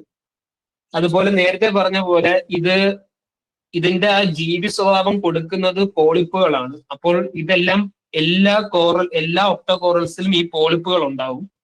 ഈ പോളിപ്പുകളിന് ചുറ്റും 8 ടെന്റക്കിളുകളും ഉണ്ടാവും. പൊതുവിൽ പിന്നെ മറ്റൊരു ഒരു ഒബ്സർവേഷൻ ഇല്ല, ഒരു കണ്ടെത്തലുകൾ എന്ന് പറഞ്ഞു കഴിഞ്ഞാൽ ഈ ഡെപ്ത് കൂടും തോറുമാണ് ഇതിന്റെ വൈവിധ്യവും കൂടുന്നത്, ഈ ഒക്കോറലുകളുടെ വൈവിധ്യം കൂടുന്നത്. കാരണം എന്താന്ന് പറഞ്ഞു കഴിഞ്ഞാൽ കുറച്ചുകൂടെ ഡെപ്ത് കുറഞ്ഞ സൈഡുകളിൽ ഏറ്റവും കൂടുതൽ പടർന്നു കിടക്കുന്ന ഈ ജീവി കോറൽ വർഗം എന്ന് പറയുന്നത് ഈ ഹാർഡ് കോറൽസ് ആണ്. നേരത്തെ നമ്മൾ അതിന്റെ ഒരു ഫോട്ടോസും കാര്യങ്ങളൊക്കെ കാണിച്ചിട്ടുണ്ടല്ലോ. അപ്പോൾ ആ ഒരു കോമ്പറ്റീഷൻ കൊണ്ട് തന്നെ ഈ കോറലുകൾ കഴിഞ്ഞിട്ട് ഒരു 18-20 മീറ്ററിന് താഴോട്ട് നമ്മൾ പോകുമ്പോഴാണ് ഈ ഒക്ടോകോറൽസിനെ കൂടുതലായും കാണാൻ പറ്റുന്നത്. അതിന്റെ അർത്ഥം എല്ലാ ഡെപ്ത് കുറഞ്ഞെടുത്തും ഒക്ടോകോറലുകൾ ഇല്ല എന്നല്ല. ഇപ്പൊ ചില മെക്സിക്കോയിലെ ചില പവിഴ ദ്വീപുകളിലേക്കൊക്കെ നമ്മൾ പോയി കഴിഞ്ഞാൽ അവിടെ ഈ ഹാർഡ് കോറൽസും ഈ ഒക്ടോകോറൽസും തമ്മിൽ നല്ല കോമ്പറ്റീഷൻ നടക്കുന്നുണ്ട്. അപ്പൊ ചില ഏരിയയിലൊക്കെ ഈ പവിഴപ്പുറ്റ് റീജിയനുകളിൽ ഏറ്റവും കൂടുതൽ കാണപ്പെടുന്നത് ഒക്ടോകോറൽസ് ആണ്. അപ്പോൾ ഇതൊരു ജനറൽ ഒരു സ്റ്റേറ്റ്മെന്റ് ആണ്, എല്ലായിടത്തും അങ്ങനെ ആവണമെന്ന് നിർബന്ധവുമില്ല. അതേപോലെ തന്നെ ഒരു വർഗീകരണം ജനറലി ഈ ഒക്ടോകോറൽസിനെ വർഗീകരിച്ചിരിക്കുന്ന 2 ഓർഡറുകളായിട്ടാണ്. അത് മലാക് ആൽസോനേസിയനും സ്കേർ ആൽസോനേസിയം എന്നാണ്. അത് കുറച്ചുകൂടെ എന്താ പറയാ, ഈ വർഗീകരണത്തിൽ താല്പര്യമുള്ളവർക്ക് അതിനെക്കുറിച്ച് കൂടുതൽ പഠനം ചെയ്യാവുന്നതാണ്. ഇപ്പൊ കുറെ കാലം വരെയും ഈ വർഗീകരണത്തിൽ ഒരുപാട് കൺഫ്യൂഷൻ ഉണ്ടായിരുന്ന ഒരു ജീവിവർഗമായിരുന്നു ഈ ഒക്ടോകോറലുകൾ. പക്ഷെ ഒരു 2002 കൂടിയാണ് ഏകദേശം അതിലൊരു തീരുമാനത്തിലേക്ക് നമ്മൾ എത്തിയത്. അപ്പോൾ ഒരുപക്ഷെ ഇതിൻ്റെ അകത്ത് ഈ ടാക്സോണമിസ്റ്റുകൾ അല്ലെങ്കിൽ വർഗീകരണ ശാസ്ത്രത്തിൽ വർക്ക് ചെയ്യുന്നവർക്ക് അറിയാം, വളരെ എന്താ പറയാ, പുറത്തു നിന്നുമ്പോൾ വളരെ ബോറായിട്ടുള്ള ഒരു പരിപാടിയാണ് ഈ ജീവി വർഗീകരണം എന്ന് പറയുന്നത്. അപ്പോൾ എന്റെ ഒരു മെയിൻ ഫോക്കസും ഈ വർഗീകരണത്തിലാണ്. അതിന്റെ കൂടെ തന്നെ ബാക്കി വർക്കുകളും ഇതിന്റെ എവല്യൂഷണറി വർക്കുകളും ഇതിന്റെ കൺസർവേഷൻ വർക്കുകളും നമ്മൾ ചെയ്യുന്നു. പക്ഷെ എന്നാലും എന്റെ ഒരു പ്രൈം ഫോക്കസ്, എന്റെ ഒരു മെയിൻ ഫോക്കസ് എന്ന് പറയുന്നത് വർഗീകരണത്തിലാണ്. വളരെ സങ്കീർണവും വളരെ കുറയും വളരെ ടൈം കൺസ്യൂമിങ്, ഒരുപാട് സമയമെടുത്ത് ചെയ്യേണ്ട ഒരു വർക്കാണ്. അതൊരു പക്ഷേ ഇവിടെ ഉള്ളവർക്ക് അത് മനസ്സിലാവുമായിരിക്കും. അതുപോലെ തന്നെ ഗോർഗോണിയൻസുകൾ അല്ലെങ്കിൽ ഈ സീഫാനുകൾ വിവിധതരമായ കളറുകളിൽ നിങ്ങൾക്ക് കാണാൻ പറ്റും. ഈ ഫോട്ടോയിൽ കാണുന്ന ABCD എന്ന് പറയുന്നത് യഥാർത്ഥത്തിൽ ഒറ്റ സ്പീഷീസ് ആണ്. എക്നോഗോർഗിയ എന്ന ജീനസിൽ വരുന്ന ഒരു സ്പീഷീസ് ആണ്. ഈ സ്പീഷീസ് ഇപ്പൊ ഒരു കല്ലിൽ തന്നെ പല കളറിൽ, അതായത് വെള്ള, ചുമപ്പ്, പിങ്ക്, മഞ്ഞ, അങ്ങനെ വളരെ വ്യത്യസ്തമായ കളറുകളിൽ നിങ്ങൾക്ക് ഇതിനെ കാണാൻ പറ്റും. അതുപോലെ തന്നെ പല ഷേപ്പുകൾ ഇതിലുണ്ട്. ഇപ്പൊ നേരത്തെ നിങ്ങൾ കാണിച്ചപ്പോ നോക്കുക, ഈ ഒരു ഷേപ്പേ അല്ല അടുത്ത ഇതിലേക്ക് വരുമ്പോൾ കണ്ടോ, ഒരു ബുഷ് ഷേപ്പാണ്. ഒരു പാരലായിട്ട് ഒരു പ്രൈമറി സ്റ്റെമ്മിൽ നിന്നും പാരലായിട്ട് നിൽക്കുന്ന ബ്രാഞ്ചുകളുള്ള ഒരു സീഫാനാണ്, ഇല്ലെങ്കിൽ ഒരു ഗോർഗോണിയനാണ്. അതേപോലെ തന്നെ ഈ ഒരു ബി എന്ന് അടയാളപ്പെടുത്തിയിരിക്കുന്ന ഈ ഗോർഗോണിയൻ ശ്രദ്ധിക്കുക, അതിന്റെ ബ്രാഞ്ചിങ് പാറ്റേൺ വ്യത്യസ്തമാണ്. അതേപോലെ സി എന്ന് അടയാളപ്പെടുത്തിയിരിക്കുന്ന ഈ വള്ളി പോലെ പോകുന്ന ഗോർഗോണിയനെ ശ്രദ്ധിക്കുക, വളരെ വ്യത്യസ്തമായ മറ്റൊരു ബ്രാഞ്ചിങ് ഇല്ലെങ്കിൽ മറ്റൊരു ഷേപ്പാണ്. അപ്പൊ അതാണ് ഞാൻ നേരത്തെ പറഞ്ഞത്, നിങ്ങൾക്ക് ഗോർഗോണിയനെ ഏത് ഷേപ്പാണെന്ന് ചോദിച്ചു കഴിഞ്ഞാൽ നമുക്ക് ഇന്ന ഒരു ഷേപ്പ് ആണെന്ന് ഒരിക്കലും നമുക്ക് പറയാൻ പറ്റത്തില്ല. കാരണം പല ഷേപ്പുകളിൽ ഇത് വരും. ഓരോ ഫാമിലിയിൽ പെടുന്നതും ഓരോ ഗ്രൂപ്പും വ്യത്യാസപ്പെട്ടിരിക്കും. അതുപോലെ തന്നെ പലരും ചോദിക്കാവുന്ന ഒരു ചോദ്യമാണ്, ഈ ഗോർഗോണിയൻസ് എന്ന് പറയുന്നത് അല്ലെങ്കിൽ സീ ഫാൻസ് എന്ന് പറയുന്നതിന്റെ ഇക്കോളജിക്കൽ ഇമ്പോർട്ടൻസ് എന്താണെന്നുള്ളത്. പലരും ഇപ്പൊ എൻ്റെ അടുത്ത്, ഞാൻ വീട്ടിൽ പോകുമ്പോഴും എൻ്റെ അടുത്ത് ചോദിക്കാറുണ്ട്, എന്താണ് ഈ ഗോർഗോണിയൻസിനെ കൊണ്ടുള്ള ഉപകാരം, ഈ കടലായാലും മനുഷ്യനായാലും എന്താണ് ഇതിനെ കൊണ്ടുള്ള ഉപകാരം എന്ന് പറയുന്നത്. അതിനൊരു സിമ്പിൾ ഉദാഹരണത്തോടെ ഞാൻ അത് വിശദീകരിക്കാം. നമ്മൾ ഈ ആദ്യത്തെ ഇടത്തെ സൈഡിൽ കാണുന്ന ഈ പിക്ചർ ശ്രദ്ധിക്കുക. ആ പിക്ചറിൽ ഒരു ചെറിയ ഒരു വേറൊരു ജീവി ഇരിക്കുന്നതായിട്ട് നിങ്ങൾക്ക് കാണാൻ പറ്റും. ഇതൊരു സീഹോഴ്സ് ആണ്. ഇതിനെ പൊതുവില് ഒരു പൊതുവായിട്ട് വിളിക്കുന്ന ഒരു പേര് പിഗ്മി സീഹോഴ്സ് എന്നാണ്. പല സ്പീഷീസ്, ഹിപ്പോ ക്യാമ്പസ്, ബാർഗി ബാൻഡി എന്നൊക്കെ പറഞ്ഞ് പല സ്പീഷീസുകളുണ്ട്. പക്ഷെ ഇതിന്റെ ഒരു പ്രത്യേകത എന്ന് പറഞ്ഞു കഴിഞ്ഞാൽ ഇത് വളരെ ചെറുതായിരിക്കുമ്പോൾ തൊട്ട് ഇത് മരിക്കുന്നത് വരെ ഗോർഗോണിയലുമായിട്ട് അസോസിയേറ്റ് ചെയ്ത് മാത്രം ജീവിക്കുന്ന ഒരു ജീവിയാണ്. നിങ്ങൾ അതിന്റെ ശരീരം കൃത്യമായിട്ട് ശ്രദ്ധിച്ചാൽ തന്നെ മനസ്സിലാവും. ഇതിന്റെ തലയിൽ ഇങ്ങനെ കുറച്ച് കുരുപ്പുകൾ പോലെ പൊങ്ങിയിരിക്കുന്നതായിട്ട് കാണാൻ പറ്റില്ല, അതിന്റെ ഒരു മോൾഡുകൾ പോലെ പൊങ്ങിയിരിക്കുന്നതായിട്ട് കാണാൻ പറ്റും. അത് യഥാർത്ഥത്തില് ഈ ഗോർഗോണിയന്റെ അകത്തുള്ള പോളിപ്പുകളെ മിമിക് ചെയ്യുക. അതായത് ഇതിന്റെ ഒരു സൈസ് എന്ന് പറയുന്നത് നമ്മൾ തള്ളവിരലിന്റെ നഖത്തിന്റെ അത്രേ ഉണ്ടാവുള്ളൂ ഈ സീഹോഴ്സിന്റെ സൈസ് എന്ന് പറയുന്നത്. അപ്പോൾ ചിലപ്പോൾ നമ്മൾ ഡൈവ് ചെയ്യുമ്പോഴൊക്കെ ഇതിനെ കാണാൻ പോലും സാധിക്കത്തില്ല. വളരെ കാമോഫ്ലാജിങ് ആയിട്ടുള്ള, വളരെ എക്സലന്റ്ലി കാമോഫ്ലാജിങ് ആയിട്ടുള്ള ഒരു ജീവിവർഗമാണ് ഇത്. അപ്പോൾ ഇത് ഞാൻ പറഞ്ഞിരുന്നത് വേറൊന്നുമല്ല, ഇതിന്റെ എൻറ്റയർ ലൈഫ് ഡിപ്പെൻഡ് ചെയ്തിരിക്കുന്നത് ഈ ഗോർഗോണിയനിലാണ്. അപ്പോൾ ഈ ഒരു ഗോർഗോണിയൽ ഇല്ലെങ്കിൽ ഈ ഒരു ജീവിയും ഈ ഒരു സീഹോഴ്സും ഇല്ല എന്ന് തന്നെ നമുക്ക് ഇതിൽ നിന്ന് മനസ്സിലാക്കാം. ഇതിനെ കൊണ്ട് വളരെ വ്യത്യസ്തമായിട്ടുള്ള എക്സ്പെരിമെന്റുകളൊക്കെ നടന്നത്, അതായത് ഇതിന്റെ അക്വേറിയത്തിൽ ഇട്ടിട്ട് ഇതിന്റെ പല ഗോർഗോണിയൻസിൽ ഇത് അറ്റാച്ച് ചെയ്യിപ്പിച്ചിട്ടുള്ള വളരെ രസകരമായിട്ടുള്ള എക്സ്പെരിമെന്റ്സ് ഒക്കെ നടത്തിയിട്ടുണ്ട്. അപ്പൊ അവര് കണ്ടെത്തിയ എന്താന്ന് പറഞ്ഞു കഴിഞ്ഞാൽ ഏത് ഗോർഗോണിയനായിട്ടാണ് ഇത് അറ്റാച്ച് ചെയ്യുന്നത്, ആ അറ്റാച്ച് ചെയ്യുന്ന ഗോർഗോണിയന്റെ ഒളിപ്പുകളും അതിന്റെ കളറും മിമിക് ചെയ്യുന്ന സീഹോഴ്സുകളാണിത്. വളരെ രസകരമായിട്ടുള്ള ഒരു അസോസിയേഷൻ ആണത്. അതുപോലെ തന്നെ ഇതിപ്പം വർക്കലയിൽ നിന്ന് എടുത്തൊരു പിക്ചറാണിത്. അപ്പൊ അതിൽ തന്നെ ഈ സീ ഫാനുകൾ പറ്റിയിരിക്കുന്ന ഈ ഫെദർ സ്റ്റാർസുകൾ നിങ്ങൾക്ക് കാണാം. ഫെദർ സ്റ്റാർസുകൾ എന്ന് പറഞ്ഞാൽ എക്കനോഡെർമേറ്റ എന്ന് പറഞ്ഞ മറ്റൊരു ഗ്രൂപ്പിൽ പെടുന്ന ജീവികളാണ്, വളരെ ഭംഗിയുള്ള ജീവികളാണ്. അത് ഈ ഗോർഗോണിയലുമായിട്ട് അറ്റാച്ച് ചെയ്തിരിക്കുന്നതായിട്ട് നിങ്ങൾക്ക് കാണാം. അപ്പൊ ഇതിൽ നിന്ന് നമുക്ക് മനസ്സിലാക്കാവുന്ന ഒരു കാര്യമാണ്, വളരെ പ്രധാനപ്പെട്ട ഒരു കാര്യം എന്ന് പറഞ്ഞു കഴിഞ്ഞാൽ ഗോർഗോണിയൽ ഒരു ആവാസ വ്യവസ്ഥ തന്നെയാണ്. അതായത് മറ്റുള്ള ജീവികൾ ഡിപ്പെൻഡ് ചെയ്യുന്ന ഒരു ആവാസ വ്യവസ്ഥ തന്നെയാണ് ഈ ഗോർഗോണിയൽ എന്ന് പറഞ്ഞു കഴിഞ്ഞാൽ. ഉദാഹരണം, ഞാൻ പലപ്പോഴും ഒക്കെ വലയിൽ നിന്നൊക്കെ ഈ ഗോർഗോണിയൽസ് കളക്ട് ചെയ്യാറുണ്ട്. അപ്പൊ കളക്ട് ചെയ്യുമ്പോൾ തന്നെ അതില് ബ്രിട്ടിൽ സ്റ്റാർ എന്ന് പറഞ്ഞ മറ്റൊരു ജീവി, ഞാൻ പ്രത്യേകിച്ച് തമിഴ്നാട്ടിൽ പോയിട്ട് എപ്പോ പോയി ഈ സീ ഫാൻസിനെ കാണുകയോ ഫോട്ടോ എടുക്കുകയോ ചെയ്താലും വളരെ കോമൺ ആയിട്ട് കാണുന്ന ഒരു അസോസിയേഷൻ ഇതാണ്, ഈ ബ്രിട്ടിൽ സ്റ്റാറുകളാണ്. ഇഷ്ടംപോലെ സ്റ്റാറുകൾ അതിന്റെ ബ്രാഞ്ചുകളിൽ ഇങ്ങനെ ചുറ്റിയിരിക്കുന്നതായിട്ട് കാണാം.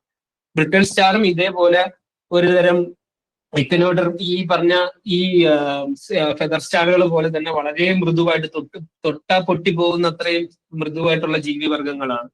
അതെല്ലാം ഇതിൽ പറ്റിയായിട്ട് കാണാം. അപ്പൊ ചിലപ്പോൾ ഞങ്ങള് മുംബൈയില് പലപ്പോഴും കണ്ടിട്ടുണ്ട് ഈ സ്ക്വിഡുകൾ, അതിന്റെ മുട്ടയുടെ കേസുകൾ ഗോർഗോണികളിൽ പറ്റിയിരിക്കുന്നതായിട്ട് ശ്രദ്ധയിൽപ്പെട്ടിട്ടുണ്ട്.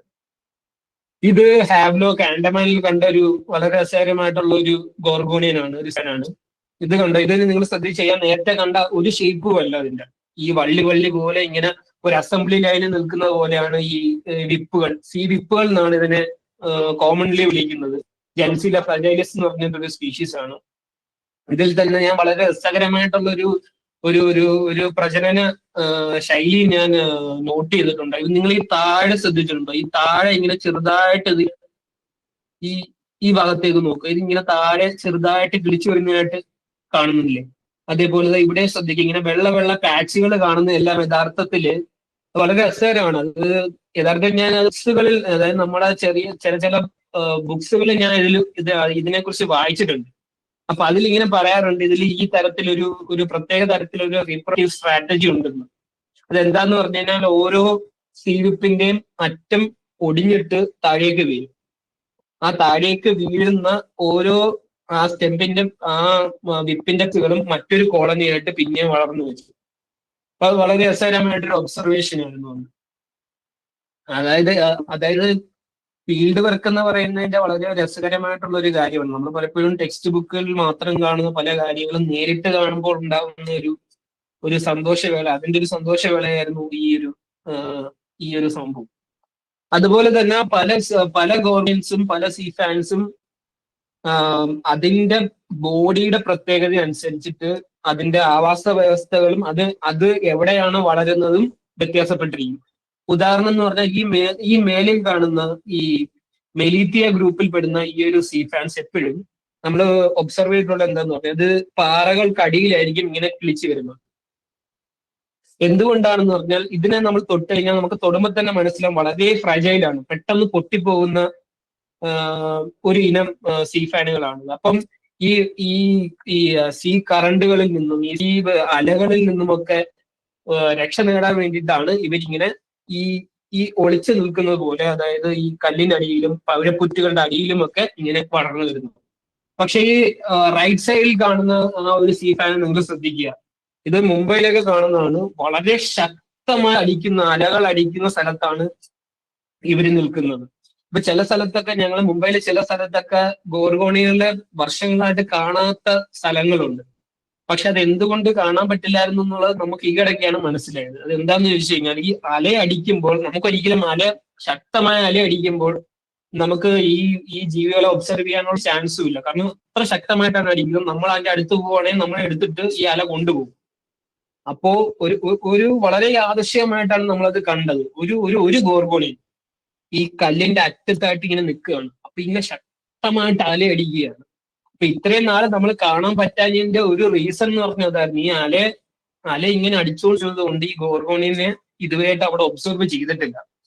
അപ്പോൾ ഒരു സൈഡിൽ നമുക്ക് കാണാം ഈ അലകളിൽ നിന്ന് രക്ഷപ്പെടാൻ വേണ്ടി ഒരു തരം ഗോർഗോണിയൻസ് കല്ലിനടിയിൽ വളരുമ്പോൾ മറ്റൊരു ഗോർഗോണിയൻ ഈ പറഞ്ഞ ശക്തമായ സീ വേവുകളെയും സുനാമി പോലുള്ള വേവുകളെ വരെ വിത്ത്സ്റ്റാൻഡ് ചെയ്യാവുന്ന അത്രയും ശക്തമായി നിൽക്കുന്ന ഒരു ഗോർഗോണിയനെ നമുക്ക് കാണാം. അതുപോലെ തന്നെ ഞാൻ നേരത്തെ ഇതിന്റെ വർഗീകരണം എന്ന് പറയുന്നത് വളരെ എന്താ പറയാ കൺഫ്യൂസിങ്ങും വളരെ കോംപ്ലിക്കേറ്റഡും സമയം എടുക്കുന്നതുമായിട്ടുള്ള ഒരു വർക്കാണ്. എന്നിരുന്നാലും അത് ചെയ്യാൻ നമുക്ക് പ്രചോദനമായ കുറെ കാര്യങ്ങളുണ്ട്. അതിലൊന്നാണ് ഈ കാണുന്ന സ്ട്രക്ചേഴ്സ് എന്ന് പറഞ്ഞു കഴിഞ്ഞാൽ. അതായത് നേരത്തെ ഞാൻ പറഞ്ഞു ഇത് ഗോർഗോണിയൻസുകളെ അല്ലെങ്കിൽ ഒക്ടോഗോറുകളെ പിടിക്കുമ്പോൾ വളരെ സോഫ്റ്റ് ആയിട്ടിരിക്കുന്നതായിട്ട് നമുക്ക് തോന്നും.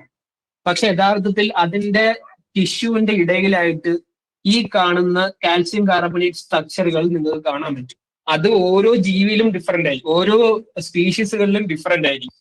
ഉദാഹരണം എന്ന് പറഞ്ഞാൽ ഇതൊരു സൂപ്പർഗോർജിയ എന്ന് പറയുന്ന ഒരു ഗ്രൂപ്പിൽ വരുന്ന ഒരു കാൽസ്യം കാർബണേറ്റ് സ്ട്രക്ചേഴ്സ് ആണ്. ഈ സ്ട്രക്ചേഴ്സിനെ നമ്മൾ വിളിക്കുന്നത് സ്ക്ലീറൈറ്റുകൾ എന്നാണ്. അപ്പോൾ ഇത് ഒരു പർട്ടിക്കുലർ ഒരു സ്പീഷീസിൽ കാണുന്ന സൂപ്പർഗോർജിയ എന്ന് പറയുന്ന ഒരു ജീനസിൽ കാണുന്ന സ്ക്ലീറൈറ്റുകളാണ്.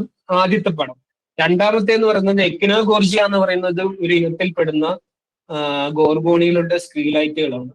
അതുപോലെ തന്നെ മൂന്നാമത് കാണുന്ന ഈദ് എന്ന് പറയുന്നത് സ്യൂഡോപ്റ്ററഗോർജിയ എന്ന് പറയുന്നത് വേറൊരു വ്യത്യസ്തമായ ഒരു ഗോർഗോണിയനിൽ കാണപ്പെടുന്ന സ്ക്ലീറൈറ്റുകളാണ്. യഥാർത്ഥത്തിൽ ഈ സ്ക്ലീറൈറ്റുകളാണ് ഇതിന്റെ വർഗീകരണത്തിൽ വളരെ അടിസ്ഥാനപരമായിട്ടുള്ള ഒരു ഘടകം എന്ന് പറയുന്നത്. കാരണം ഇപ്പം ഒരു ജീവി ഇന്ന സ്പീഷീസ് ആണ്, ഒരു ഗോർഗോണിയൻ സ്പീഷീസ് ഇന്ന സ്പീഷീസ് ആണെന്ന് നമുക്ക് തിരിച്ചറിയാൻ പറ്റുന്ന വളരെ പ്രധാനപ്പെട്ട ഒരു ടാക്സോണമി ക്യാരക്ടറാണ്, ഇല്ലെങ്കിൽ വളരെ പ്രധാനപ്പെട്ട ഒരു ജീവി സവിശേഷതയാണ് ഈ സ്ക്ലീറൈറ്റുകൾ എന്ന് പറയുന്നത്. അതുപോലെ തന്നെ ഇതിൽ തന്നെ വളരെ കോംപ്ലിക്കേഷൻസ് ഉണ്ട്. അതായത് ഇപ്പൊ ഞാൻ ഈ ഫസ്റ്റ് പിക്ചർ തന്നെ എടുക്കുക, അതിൽ എ എന്ന് അടയാളപ്പെടുത്തിയിരിക്കുന്ന ഈ സ്ക്ലീറൈറ്റുകൾ പോളുകളിൽ മാത്രമേ കാണുള്ളൂ. അതുപോലെ അടയാളപ്പെടുത്തിയിരിക്കുന്ന ഈ സ്ക്ലീറൈറ്റുകൾ ശ്രദ്ധിക്കുകയും മഞ്ഞ കളറിലുള്ള അത് അതിന്റെ സർഫസ് ടിഷ്യൂസിൽ മാത്രമേ അത് കാണുള്ളൂ. അതുപോലെ സി എന്ന് അടയാളപ്പെടുത്തിയിരിക്കുന്ന ഈ സ്ക്ലീറൈറ്റുകൾ ശ്രദ്ധിക്കുക, അത് ഇതിന്റെ ആന്തരികമായിട്ട് കുറച്ചുകൂടെ അകത്തേക്ക് പോകുമ്പോൾ ഉണ്ടാകുന്ന സ്ട്രക്ചേഴ്സിലാണ് ഈ സി എന്ന് പറയുന്ന സ്ക്ലീറൈറ്റുകൾ ഉണ്ടാകുക. യഥാർത്ഥത്തിൽ ഇതിനെ എക്സ്ട്രാക്ട് ചെയ്ത് ഇതിനെ ഈ മൈക്രോസ്കോപ്പിന് അടിയിൽ ഒബ്സർവ് ചെയ്ത് അതിന്റെ ഫോട്ടോ എടുത്ത് ഈ ഒരു പ്ലേറ്റ് പോലെ ആക്കുന്നത് വളരെ എനിക്ക് കുറച്ചുകൂടെ ആനന്ദം തരുന്ന ഒരു പ്രക്രിയയാണ്. ഒരുപാട് സമയം എടുക്കും, ശരിയാണ്. ഒരു സ്പീഷീസ് ഒക്കെ ചെയ്യാൻ ചിലപ്പോൾ 1-1.5 ദിവസമൊക്കെ എടുക്കും. ഈ ഇമേജും കൂടെ ചെയ്യാനാണെങ്കിൽ പിന്നെ ഒരു ദിവസം കൂടെ എടുക്കും. ഏകദേശം 2-2.5 ദിവസമൊക്കെ എടുക്കും നമ്മൾ ഈ ഒരു ഇമേജ് ഇങ്ങനെ ആക്കി എടുക്കാൻ. പക്ഷെ എന്നിരുന്നാലും അതിന്റെ ഒരു സ്ട്രക്ചറും അതിന്റെ ഒരു ഭംഗിയും അത് ഇങ്ങനെ എഡിറ്റ് ചെയ്യാൻ കിട്ടുന്ന ഒരു അനുഭൂതി എന്ന് പറയുന്നത് കുറച്ചുകൂടെ ഒരു പ്രചോദനമാണ് നമ്മൾ. ഇത് അതേപോലെ തന്നെ വേറൊരു ടൈപ്പ് സ്ക്ലീറൈറ്റുകളാണ്. സത്യം പറഞ്ഞാൽ ഇതിനെ കുറിച്ച് പഠിക്കാൻ നമുക്ക് കൂടുതൽ പ്രചോദനം തരുന്ന ഒരു ഘടകം ഈ സ്ക്ലീറൈറ്റ് തന്നെയാണ്. അപ്പം ഒന്നുകൂടെ ഓർക്കുക, സ്ക്ലീറൈറ്റ് എന്ന് പറഞ്ഞു കഴിഞ്ഞാൽ ഈ ഗോർഗോണിയലുകളും ഈ ഒക്ടോകോറൽ ഇല്ലെങ്കിൽ ഒക്ടോകോറലിൽ പൊതുവായിട്ട് അതിന്റെ ടിഷ്യൂവിന്റെ അകത്ത് കാണുന്ന കാൽഷ്യം കാർബണേറ്റ് സ്ട്രക്ചേഴ്സ് ആണ്. ഈ കാൽഷ്യം കാർബണേറ്റ് സ്ട്രക്ചർ ആണ് ഇതിനൊരു സ്റ്റെബിലിറ്റിയും ഇതിനൊരു സ്ട്രെങ്തും ഒക്കെ കൊടുക്കുന്നത്. അതായത് നമ്മളുടെ സ്കെലിറ്റൻ പോലെയാണ്. പക്ഷെ നമ്മുടെ സ്കെലിറ്റൻ ഒരു ബേസിക് ഒരു സ്ട്രക്ചർ ഉണ്ടെങ്കിൽ ഇതിങ്ങനെ അതിന്റെ ടിഷ്യൂവിൽ ഇങ്ങനെ സ്പ്രെഡ് ആയിട്ട് കിടക്കുന്നത് പോലെയാണ് കാണപ്പെടുന്നത്. ഇത് നമുക്ക് സീഫാൻസ് ഒരു ഇന്ത്യൻ കോണ്ടെക്സ്റ്റ് നമുക്ക് ഒന്ന് പരിശോധിക്കാം. നമ്മളിപ്പോ ജനറൽ ആയിട്ടുള്ള കുറച്ച് കാര്യങ്ങളാണ് ഞാൻ ഈ പറഞ്ഞത്. ഒരു ഇന്ത്യൻ കോണ്ടെക്സ്റ്റിലേക്ക് എടുത്തു കഴിഞ്ഞു കഴിഞ്ഞാൽ ഇന്ത്യയിലെ പല സ്ഥലങ്ങളിൽ, അതായത് ഏതൊരു തീരം എടുത്തു കഴിഞ്ഞാലും നമുക്ക് ഈ സീഫാൻസുകളെ കാണാൻ പറ്റും. എന്നാൽ ഡൈവേഴ്സിറ്റി വളരെ കുറച്ചുള്ള സ്ഥലം എന്ന് പറയുന്നത് എനിക്ക് തോന്നുന്നത് വെസ്റ്റ് ബംഗാളാണ്. കാരണം എന്ന് പറഞ്ഞു കഴിഞ്ഞാൽ അവിടെ ഈ സുന്ദർബൻ ഡെൽറ്റ ഉണ്ടല്ലോ, അപ്പം ഈ ഫ്രഷ് വാട്ടറിന്റെ ആഗിരണം ഫ്രഷ് വാട്ടർ ഇൻഫ്ലക്സ് വളരെ കൂടുതലായതുകൊണ്ട് ഈ സലനിറ്റി കുറവായതുകൊണ്ടും ഒരുപക്ഷെ അതായിരിക്കാം ഒരു റീസൺ നമ്മൾ അവിടുത്തെ ഒരു ഷാലോ വാട്ടറിലെ ഡെപ്ത് കുറഞ്ഞ സ്ഥലങ്ങളിലേക്ക് വെസ്റ്റ് ബംഗാളിൽ പോയി കഴിഞ്ഞാൽ ഗോർഗോണിയൻസ് കാണുന്ന വളരെ കുറവായിരിക്കും. എന്നിരുന്നാലും കുറച്ചുകൂടെ ഡീപ്പറിലേക്ക് പോയി കഴിഞ്ഞാൽ, കുറച്ചുകൂടെ ആഴം കൂടി എടുത്ത് പോയി കഴിഞ്ഞാൽ അത് കാണപ്പെട്ടേക്കാം. പക്ഷെ റിപ്പോർട്ടുകൾ കുറവാണ്, എന്നാലും കാണപ്പെട്ടേക്കാനുള്ള സാധ്യത വളരെ കൂടുതലാണ്. എന്നാലും പൊതുവെ നമുക്ക് പറയാം, ഇന്ത്യയിലെ തീരദേശ പ്രദേശങ്ങൾ എവിടെ എടുത്താലും അവിടെ എല്ലാം ഗോർഗോണിയൻസുകൾ അല്ലെങ്കിൽ സീഫാൻസുകൾ ഉണ്ട്. അത് കോറൽ റീഫ്, അതായത് പവിഴ ദ്വീപുകളായിക്കോട്ടെ, അതായത് ഇപ്പൊ നമ്മളെ ലക്ഷദ്വീപ്, ആൻഡമാൻ പോലത്തെ പവിഴ ദ്വീപുകളായിക്കോട്ടെ, എന്താ പറയാ, ഈ മണലാരങ്ങൾ മാത്രമുള്ള നമ്മളെ മണൽ തീരങ്ങൾ മാത്രമുള്ള കേരളം പോലത്തുള്ള തീരങ്ങളായിക്കോട്ടെ, പാച്ചി റീഫുകളുള്ള ഗോവ പോലത്തുള്ള സ്ഥലങ്ങളായിക്കോട്ടെ, ഏത് സ്ഥലം എടുത്താലും നമുക്ക് ഈ തീരപ്രദേശങ്ങളാണെങ്കിൽ നമുക്ക് ഗോർഗോണിയൻസിനെ കാണാൻ സാധിക്കും. അതുപോലെ തന്നെ പലതരത്തിലുള്ള ആനിമൽ അസോസിയേഷൻസ്, നേരത്തെ ഞാൻ പറഞ്ഞ പോലെ ഫെദർ സ്റ്റാറുകൾ ഇരിക്കുന്നതും സീ ഹോഴ്സുകൾ ഇരിക്കുന്നതുമായിട്ടുള്ള പല ജീവിവർഗങ്ങൾ ഇതുമായിട്ട് വളരെ അസോസിയേഷനിൽ ജീവിക്കുന്നതായിട്ട് നമുക്ക് കാണാൻ പറ്റും. അതിന്റെ ഫോട്ടോസ് ഇനി വരുന്നുണ്ട്, ഇനിയും പല അസോസിയേഷനുകൾ കാണാൻ പറ്റും. അതുപോലെ തന്നെ വളരെ രസകരമായിട്ടൊരു കാര്യമാണ് ഈ പ്രൊട്ടക്റ്റഡ് സ്പീഷീസ്. അതായത് സീഫാൻസുകളെ യഥാർത്ഥത്തിൽ ഷെഡ്യൂൾ 1 കാറ്റഗറി, അതായത് വൈൽഡ് ലൈഫ് പ്രൊട്ടക്ഷൻ ആക്ടിൽ ഷെഡ്യൂൾ 1 കാറ്റഗറിയിൽ പെടുത്തി പ്രൊട്ടക്ട് ചെയ്യപ്പെടുന്ന ഒരു സ്പീഷീസ് ആണ്. പക്ഷെ നിങ്ങൾക്ക് ഇടത്തെ സൈഡിലെ ഒരു പിക്ചർ കാണുമ്പോൾ തന്നെ മനസ്സിലാവും, വലയിൽ നിന്ന് പിടിക്കപ്പെട്ട കുറെ സീഫാൻസുകൾ ആണ് ആ പിക്ചറിൽ കാണപ്പെടുന്നത്. അതിനെ ആ വലയിൽ നിന്ന് എടുത്ത് വേസ്റ്റിലേക്ക് ഇട്ടേക്കുന്ന ഒരു പിക്ചറാണ്. നമ്മൾ ആ വേസ്റ്റിൽ നിന്ന് എടുത്ത് ഒരു പിക്ചർ എടുത്ത് അതിന്റെ ഒരു പടം എടുത്തിരിക്കുകയാണ്. അപ്പൊ യഥാർത്ഥത്തിൽ നിങ്ങളൊന്ന് ഇമാജിൻ ചെയ്യുക, ഇതുപോലെ ഒരു പുലിയോ ഇല്ലെങ്കിൽ പുലി നഖമോ ഇല്ലെങ്കിൽ ഒരു ആമയുടെ തോടോ നിങ്ങൾക്ക് ഇതുപോലെ കണ്ടു കഴിഞ്ഞാൽ എന്തായിരിക്കും അതിന്റെ ഒരു നിയമവശം നിങ്ങളൊന്ന് ആലോചിച്ച് നോക്കുക. ഇങ്ങനെ ഒരു പുലി നഖമോ പുലിത്തോലോ പോലും എടുക്കാൻ പറ്റാത്ത ഒരു കാറ്റഗറിയാണ് ഷെഡ്യൂൾ 1 എന്ന് പറഞ്ഞിരിക്കുന്നത്. അതേ ഷെഡ്യൂൾ 1 പെടുന്ന ഒരു ജീവിവർഗമാണ് ഈ സീ ഫാൻസ് എന്ന് പറയുന്നത്. പക്ഷെ എന്നിട്ട് പോലും ഈ പ്രൊട്ടക്ഷൻ സ്റ്റാറ്റസ് ഒക്കെ ഉണ്ടായിട്ട് പോലും വ്യാപകമായിട്ട് ഇത് എന്താ പറയാ വലകളിൽ വരികയും വളരെ വ്യാപകമായിട്ട് ഇതിന്റെ ആവാസ വ്യവസ്ഥ നശിക്കപ്പെടുകയും ചെയ്യുന്ന ഒരവസ്ഥ ഇന്ന് ഇന്ത്യയിലുണ്ട്. അതുകൊണ്ടാണ് നമ്മൾ നേരത്തെ റിസ്വാൻ പറഞ്ഞ പോലെ തന്നെ എന്താ പറയാ വളരെ അവഗണിക്കപ്പെട്ട ഒരു ജീവിവർഗം കൂടിയാണ് ഈ സീ ഫാൻസുകൾ എന്ന് പറഞ്ഞാൽ പ്രത്യേകിച്ച് ഇന്ത്യൻ കോണ്ടെക്സ്റ്റിൽ എടുക്കുമ്പോൾ. അതുപോലെ നേരത്തെ നിങ്ങൾ ശ്രദ്ധിച്ചിട്ടുണ്ടാവും, ഞാൻ ലോകത്തിന്റെ ഒരു കാറ്റഗറി പറഞ്ഞപ്പോൾ ഏകദേശം 3600 ഒരു കണക്കുകളിൽ ലോകത്ത് ഒക്ടോഗോറൽ സ്പീഷീസുകൾ ഉണ്ടെന്ന് ഞാൻ പറഞ്ഞു. പക്ഷെ ഞാൻ ഒരിക്കലും ഇന്ത്യയിൽ ഇത്ര സ്പീഷീസ് ഉണ്ടെന്ന് ഞാൻ പറഞ്ഞില്ല.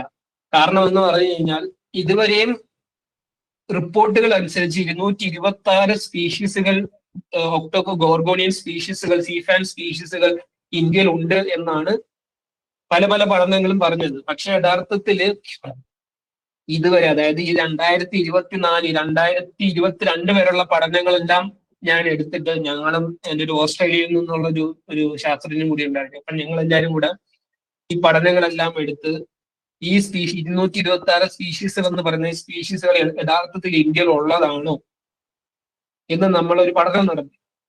അതിന് നമുക്ക് മനസ്സിലായ എന്താന്ന് പറഞ്ഞു കഴിഞ്ഞാൽ ഏകദേശം 90-95% സ്പീഷീസുകളും ഇന്ത്യയിൽ കാണുന്നതല്ല എന്നാണ് നമുക്ക് മനസ്സിലായത്.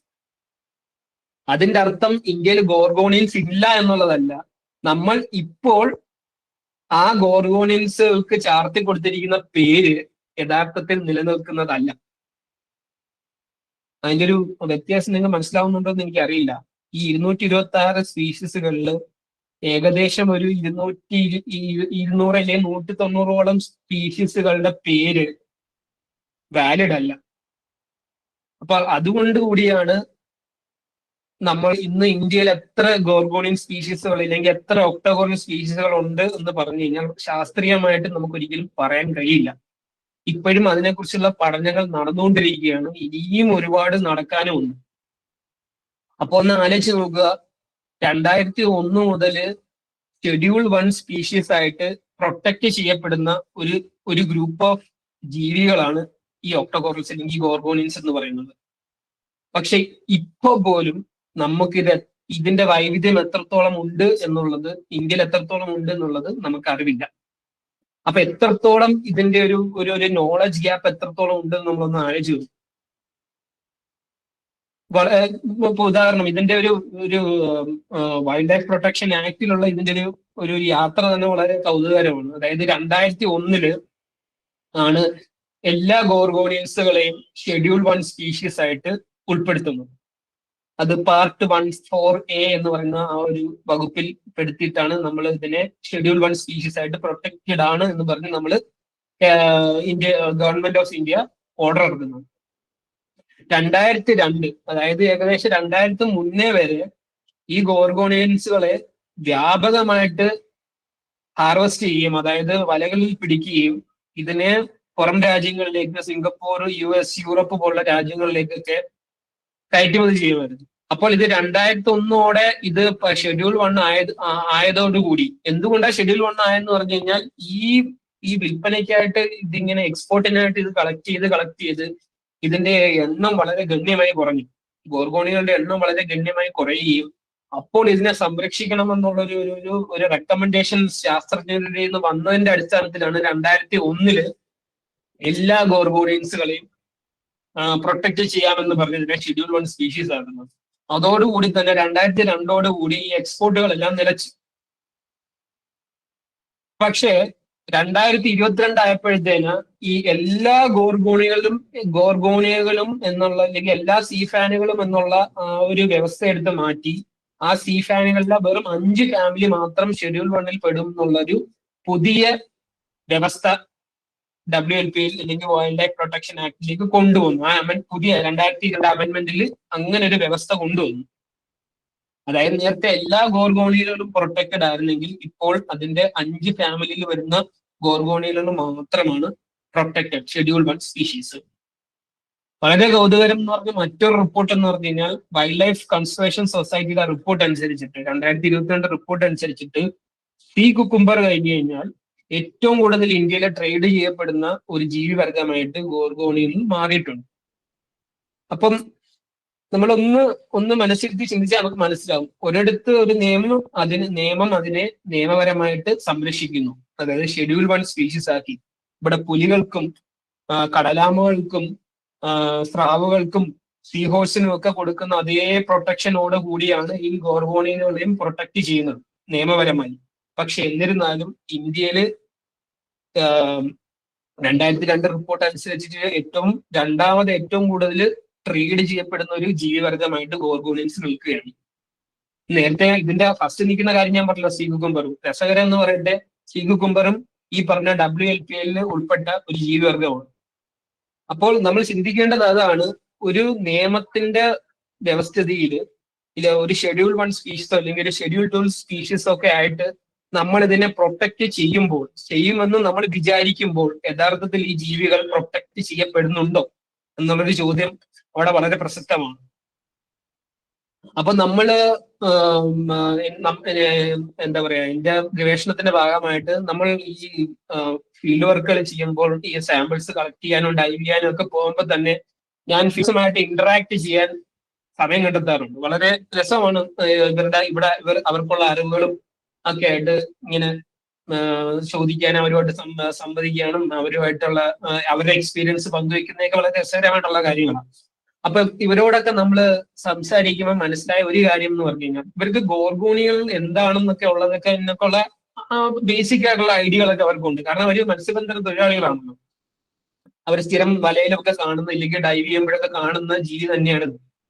പക്ഷേ ഒരു 90-95% ഞങ്ങൾ ഇന്ററാക്ട് ചെയ്ത ഫിഷേഴ്സിനും ഇല്ലെങ്കിൽ മത്സ്യത്തൊഴിലാളികൾക്കും ഇത് ഒരു ഷെഡ്യൂൾ 1 സ്പീഷീസ് വഴി പ്രൊട്ടക്ട് ചെയ്യപ്പെട്ട ഒരു ജീവിയാണെന്ന് അറിയത്തില്ല.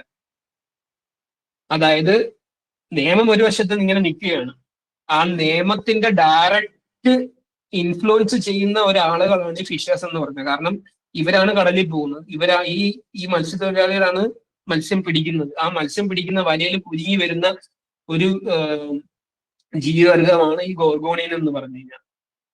അപ്പോൾ യഥാർത്ഥത്തിൽ ആ മത്സ്യത്തൊഴിലാളികൾക്ക് അറിയില്ല ഇത് ഒരു പിടിക്കാൻ പാടില്ലാത്ത, അറിഞ്ഞോ അറിയാതെയോ പിടിക്കാൻ പാടില്ലാത്ത ഒരു ജീവിയാണെന്ന് പോലും ഇവർക്ക് അറിയില്ല. അപ്പോൾ നിയമം ഇല്ലെങ്കിൽ നിയമത്തിന്റെ ആ ആനുകൂല്യമോ ഇല്ലെങ്കിൽ ആ നിയമം ഡയറക്റ്റ്ലി ഇൻഫ്ലുവൻസ് ചെയ്യുന്ന ആളുകൾക്കോ ഈ നിയമം എന്താണെന്ന് അറിയില്ല എന്നതാണ് ഇതിന്റെ ഒരു സാരം. പക്ഷെ എന്നിരുന്നാലും നമ്മൾ ഇവരോട് ചോദിച്ചു. ഇപ്പൊ ഇവരോടൊപ്പം നമ്മൾ ഈ ഫിഷേഴ്സോട് സംസാരിക്കുമ്പോൾ അവരോട് ഇങ്ങനെ ചോദിക്കും, നിങ്ങൾക്ക് അത് ഷെഡ്യൂൾ 1 ആണെന്നുള്ളത് അറിയത്തില്ല എന്നൊക്കെ മനസ്സിലായി, പക്ഷേ നിങ്ങൾക്ക് അതിനെ പ്രൊട്ടക്ട് ചെയ്യാൻ ഇല്ലെങ്കിൽ നിങ്ങൾക്ക് അതിനോടുള്ള ഒരു ഈ ജീവി സംരക്ഷിക്കപ്പെടണമോ എന്നുള്ള ചോദ്യം നമ്മൾ അവരോട് ചോദിച്ചിട്ടുണ്ട്. അപ്പോൾ അതിന് ഈ മത്സ്യത്തൊഴിലാളികളെല്ലാം വളരെ പോസിറ്റീവായിട്ടുള്ള ഒരു ഒപ്പീനിയനാണ് പറഞ്ഞത്. അതായത് ഈ ജീവികൾ കൺസർവ് ചെയ്യപ്പെടണം. അപ്പോൾ എന്തുകൊണ്ടെന്ന് നമ്മൾ ചിലരോടൊക്കെ ചോദിക്കുമ്പോൾ അവർ പറയുന്നൊരു ചോദ്യവും ഉത്തരവും വളരെ രസകരമാണ്. കാരണം അത് ഒരുപക്ഷെ നമ്മളുടെ അറിവുകളെക്കാട്ടിൽ അവർക്ക് ഉണ്ട് എന്നുള്ളതിന്റെ ഒരു തെളിവ് കൂടെയാണ്. അപ്പൊ അവരെന്തുകൊണ്ട് ഇതിനെ സംരക്ഷിക്കപ്പെടണം എന്ന് ചോദിക്കുമ്പോൾ അവർ പറയുന്നത് ഇത് ഈ സീഫാൻസ് അല്ലെങ്കിൽ ഗോർഗോണിയൻ എന്ന് പറയുന്നത് തന്നെ ഒരു ആവാസ വ്യവസ്ഥയാണ്. അപ്പോൾ ഇവർക്ക് ഇവര് പിടിക്കുന്ന, അതായത് വലയിട്ട് പിടിക്കുന്ന ഈ ലോബ്സ്റ്റർ ഇല്ലെങ്കിൽ ചില മുന്തിയിനം ഫിഷസുകൾ, ഈ ചില മത്സ്യങ്ങളുണ്ട്. ഈ മത്സ്യങ്ങളെല്ലാം പ്രജനനത്തിനും മുട്ടയിടാനും ഒക്കെ വരുന്ന ആവാസ വ്യവസ്ഥയാണ് ഈ സീഫാൻ എന്ന് പറയുന്നത്. സോ ഇതിനെ പ്രൊട്ടക്ട് ചെയ്യണം എന്ന് തന്നെയാണ് ഒരു ഭൂരിപക്ഷം, അതായത് ഒരു 60-70% ആളുകളും വിചാരിക്കുന്നത് അങ്ങനെ തന്നെയാണ്. പക്ഷെ എന്നിരുന്നാൽ ചിലയിടത്ത് ഒരു എതിരഭിപ്രായങ്ങളുണ്ട്. ഫോർ എക്സാമ്പിൾ നമ്മൾ ഈസ്റ്റ് കോസ്റ്റ്, അതായത് തമിഴ്നാട് ആ ഒരു ഈസ്റ്റ് കോസ്റ്റിലേക്ക് പോകുമ്പോഴത്തേന് ഈ പോസിറ്റീവായിട്ടുള്ള ഒപ്പീനിയൻ വളരെ കുറവാണ്. എന്നാൽ വെസ്റ്റിൽ നേരെ തിരിച്ചു പോകും. അപ്പോൾ ഇതിനകത്തുള്ള ഒരു വളരെ എന്താ പറയാ ഒരു ഇത് കൺക്ലൂഡ് ചെയ്യുന്നതിന് മുമ്പ് ഒരു ജനറൽ എന്താണ് നമ്മൾ ഇതുവരെ സംസാരിച്ചത് പറയാം. ഡൈവേഴ്സിറ്റി, അതായത് ഒക്ടോകോറലുകളുടെ ഒരു വൈവിധ്യം എന്ന് പറയുന്നത്, അതായത് ഗോർഗോണിയലുകളുടെ വൈവിധ്യം എന്ന് പറയുന്നത് ഏകദേശം നമ്മൾ പവിഴപ്പുറ്റുകളിൽ കാണുന്ന ഹാർഡ് കോറൽസിലോളം തന്നെ അത്ര വൈവിധ്യം കാണിക്കുന്ന ഒരു ജീവിവർഗമാണ്. അതേപോലെ തന്നെ ഈ പവിഴപ്പുറ്റുകളിൽ ഈ ഹാർഡ് കോറൽസ് എന്താണോ ചെയ്യുന്നത് അതേ ഫംഗ്ഷൻ തന്നെയാണ് കുറച്ചുകൂടെ ഡീപ്പർ ലെവലിലേക്ക് വരുമ്പോൾ ഈ ഗോർഗോണിയൽ അഥവാ അല്ലെങ്കിൽ ഒക്ടോകോറൽസ് ചെയ്യുന്നത്. ഇന്ത്യൻ ഒരു മൂന്നാമതായി നമ്മൾ കാണേണ്ട ഒരു കാര്യം, സംസാരിച്ചൊരു കാര്യം എന്ന് പറഞ്ഞാൽ ഇന്ത്യൻ കോണ്ടെക്സ്റ്റ് എടുക്കുമ്പോൾ ഗോർഗോണിയലുകളെ കുറിച്ചുള്ള അറിവുകൾ എന്ന് പറഞ്ഞാൽ വളരെ പരിമിതമാണ്. നേരത്തെ ഞാൻ പറഞ്ഞു 226 സ്പീഷീസ് ഉണ്ടെന്ന് നമുക്ക് പറയപ്പെടുന്നു. എന്നാൽ ആ 226 സ്പീഷീസുകളും ആ 226 സ്പീഷീസ് നെയിംസും വാലിഡ് അല്ല എന്നാണ് നമ്മുടെ കണ്ടെത്തൽ. അപ്പം ആ ഒരു ഡിഫറൻസ്, ആ ഒരു നോളജ് ഗ്യാപ്പ് എത്രത്തോളം ഉണ്ടെന്നൊന്നും നിങ്ങൾക്ക് മനസ്സിലാക്കാവുന്നതാണ്. അതുപോലെ തന്നെ ഇപ്പം WLPയുടെ വൈൽഡ് ലൈഫ് പ്രൊട്ടക്ഷൻ ആക്ടിന്റെ കാര്യം പറയുമ്പോൾ, അതായത് വൈൽഡ് ലൈഫ് പ്രൊട്ടക്ഷൻ ആക്ട് പറയുന്നു ഈ ജീവി, ഈ ഗോർഗോണിയൻ എന്ന് പറയുന്ന ഈ ജീവി സംരക്ഷിക്കപ്പെടേണ്ടതാണെന്ന്. പക്ഷെ നമ്മൾ ഫീൽഡിലേക്ക് ഇറങ്ങി നമ്മൾ കാര്യങ്ങൾ അറിയുമ്പോഴാണ് മനസ്സിലാവുന്നത് ഈ ജീവികൾ സംരക്ഷിക്കപ്പെടുന്നില്ല. ഇത് വലയിലും അല്ലാത്ത രീതിയിൽ, ഇപ്പം പ്രത്യേകിച്ച് ഈ ട്രോളിംഗ് ഒക്കെ ചെയ്യുമ്പോഴത്തേന്, ട്രോളിംഗ് നിങ്ങൾക്ക് അറിയാലോ, ചിലപ്പോൾ അടിവാരത്തു നിന്നായിരിക്കും ഇതിങ്ങനെ വാരി വരുന്നത്. ഈ ട്രോളിനൊക്കെ അടിവാരത്ത് നിന്ന് ഇങ്ങനെ വാരി വരുമ്പോൾ ഈ കൂടെ ഈ എന്താ പറയുക, കൊഞ്ചും മത്സ്യങ്ങളുടെ കൂടെ തന്നെ ഈ പറയുന്ന ആവാസ വ്യവസ്ഥ കൂടിയായ ഈ ഗോർഗോണിയനും സീഫാൻസും കൂടെ ഈ വലയുടെ കൂടെ വരും. ഒരു വലയിൽ പെട്ട് ഇത് എന്താ പറയാ അത് നിൽക്കുന്ന സബ്സ്ട്രാറ്റിൽ നിന്ന് പൊട്ടി ഇത് വന്നു കഴിഞ്ഞ് കഴിഞ്ഞാൽ തിരിച്ച് നമുക്ക് ഒന്നും ചെയ്യാൻ പറ്റത്തില്ല. ഫോർ എക്സാമ്പിൾ എന്ന് പറഞ്ഞാൽ അല്ലെങ്കിൽ ഒരു കടലാമ വലയിൽ പെട്ട് കഴിഞ്ഞു കഴിഞ്ഞാൽ ആ വല അറുത്ത് നമ്മൾ ഈ ആമയെ തിരിച്ചു വിട്ട് കഴിഞ്ഞാൽ ആമ സർവൈവ് ചെയ്യും. പക്ഷെ ഈ പൊട്ടി വന്ന ഗോർഗോണിയൽ നമ്മൾ തിരിച്ചു വിട്ടാൽ നോ യൂസ്. അത് കുറച്ചുനാൾ ഇങ്ങനെ ഫ്ലോട്ട് ചെയ്ത് നടക്കും, പിന്നെ അത് മരിച്ചു പോകുന്നതാണ്.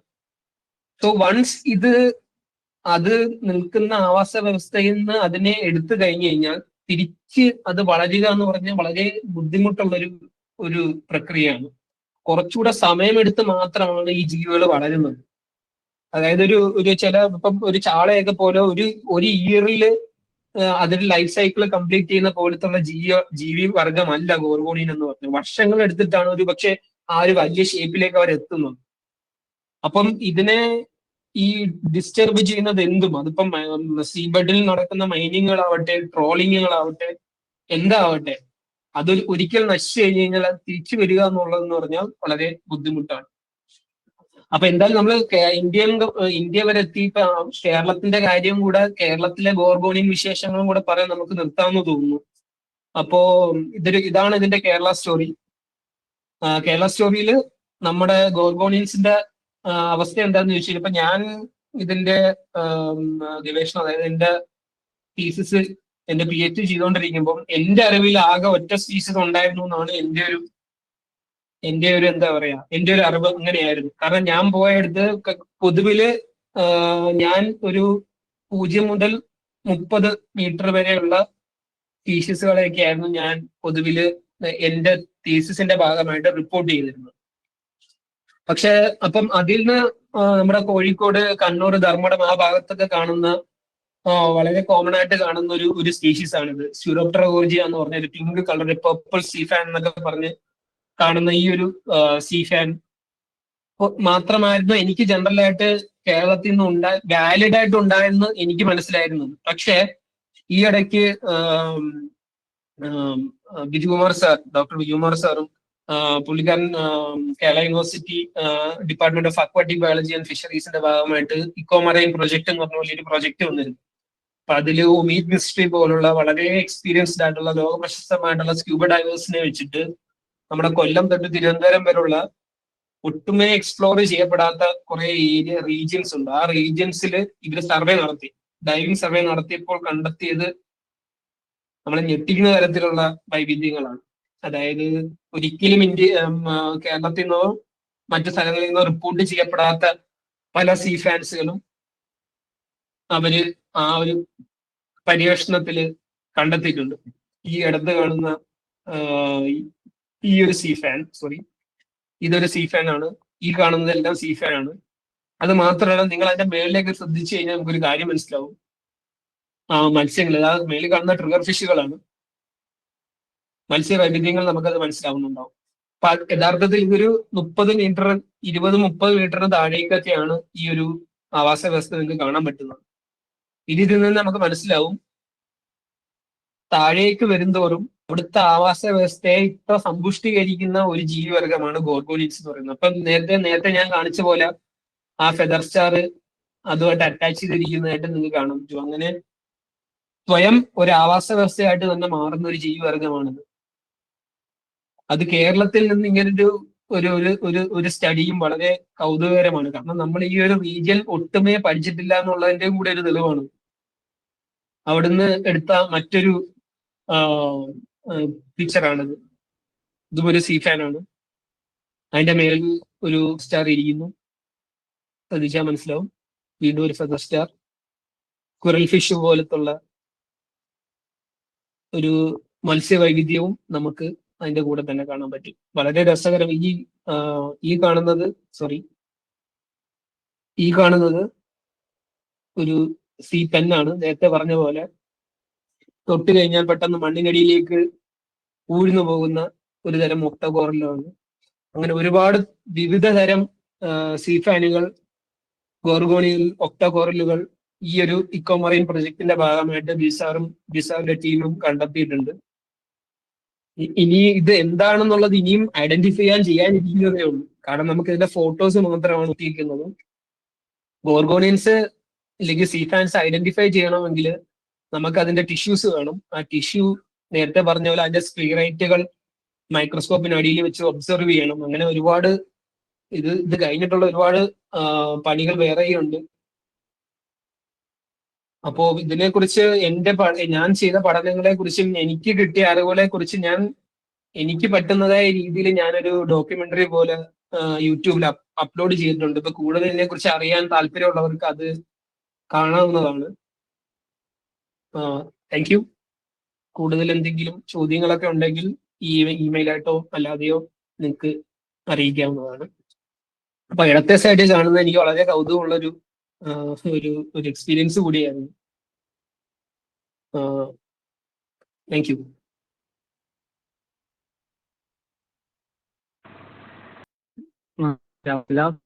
വളരെ നമ്മളൊന്നും അറിയാത്ത മറ്റൊരു ലോകത്തേക്കാണ് കൊണ്ടുപോയത്.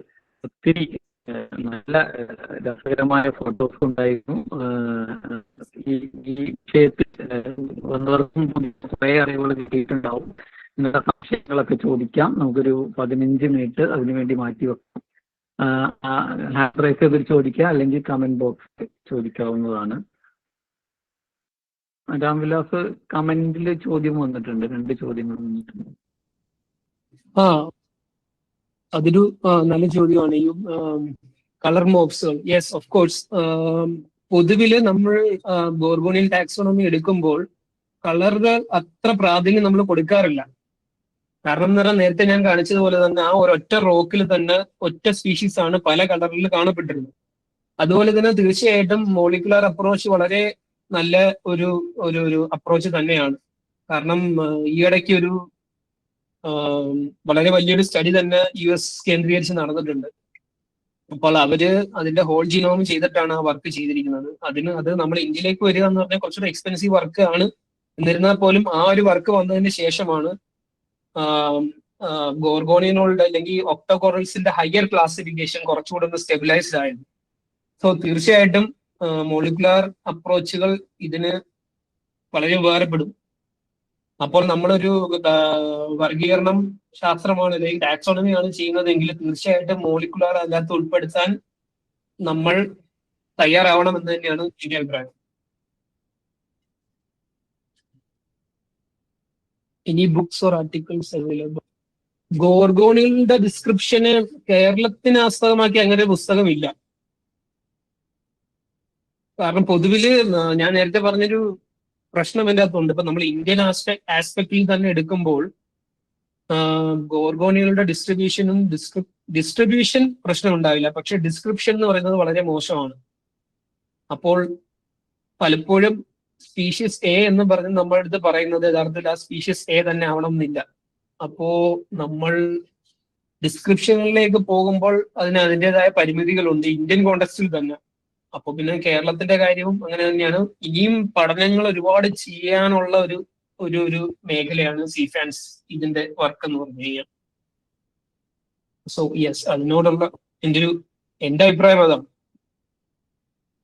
സാർ എത്ര വർഷമായിട്ട് സിഫാനെ പറ്റിയിട്ട് പഠിക്കുന്നു? എന്റെ PhD ഇപ്പം ഉൾപ്പെടെ നോക്കുമ്പോൾ ഏകദേശം ഒരു 7 വർഷത്തോളം ആയിട്ടുണ്ടാവും. Okay, thank U. ഞാൻ നേരത്തെ ഈ സിഫാൻസിന്റെ ഡിസ്ക്രിപ്ഷന്റെ കാര്യം തന്നെ, ഇപ്പം ഞങ്ങളിപ്പോ പുതുതായി ഒരു 2 സ്പീഷീസും ഡിസ്ക്രിപ്ഷൻ ഒരു സ്റ്റേജിലാണ്.